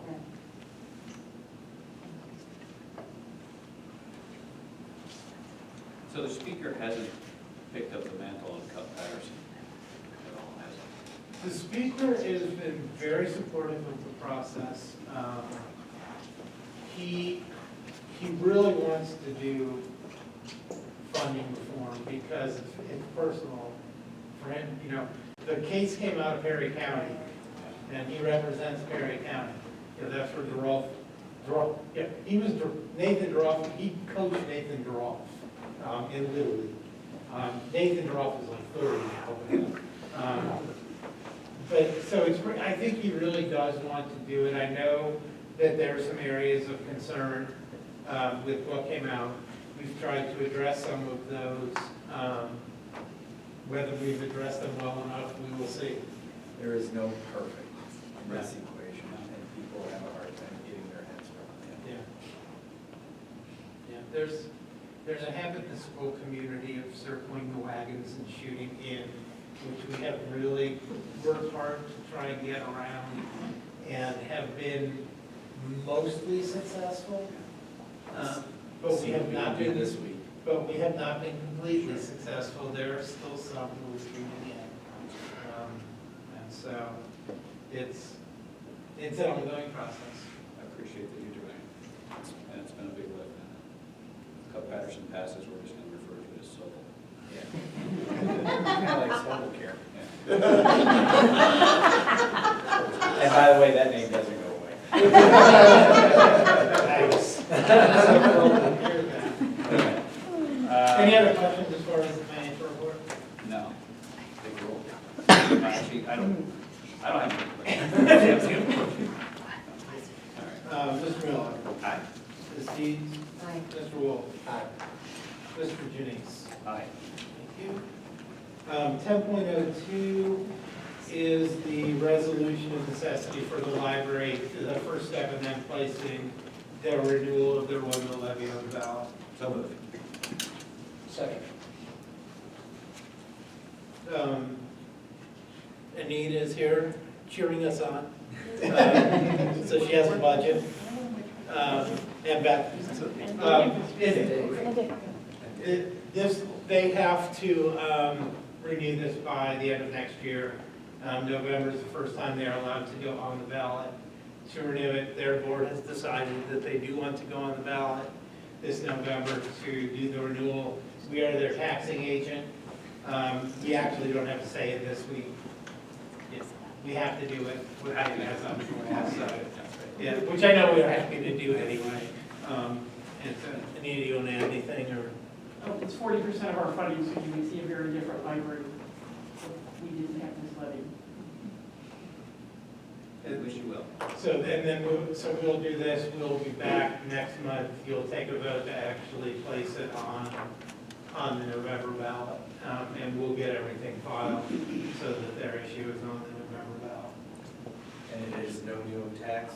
There's no new tax, same terms, same millage. It is a straight renewal. Straight. Mr. Miller? Aye.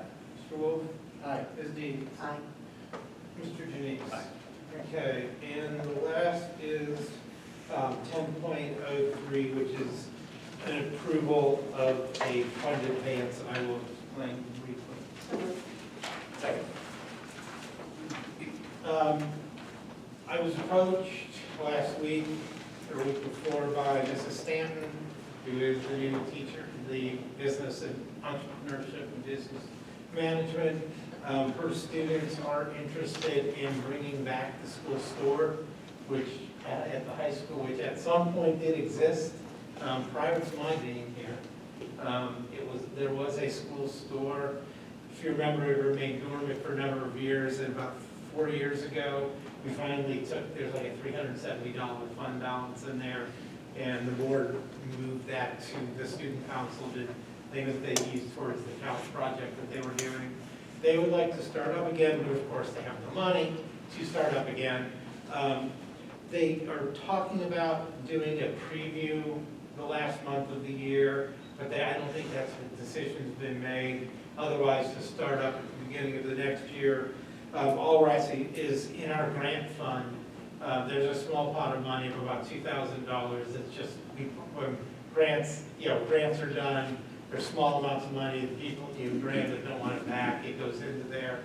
Is to take $1,000 and advance it to the student group to start the store up, and they would have 12 months then to reimburse the grant fund for the seed money.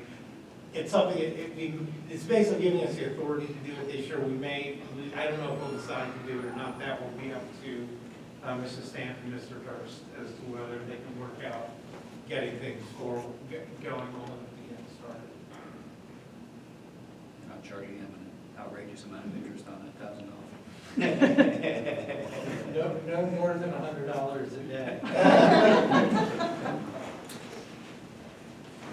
I think it's a great idea. Not the And say you approve. approve it. And I did ask them to pay in small unmarked bills. Do you see the reason he needs to leave?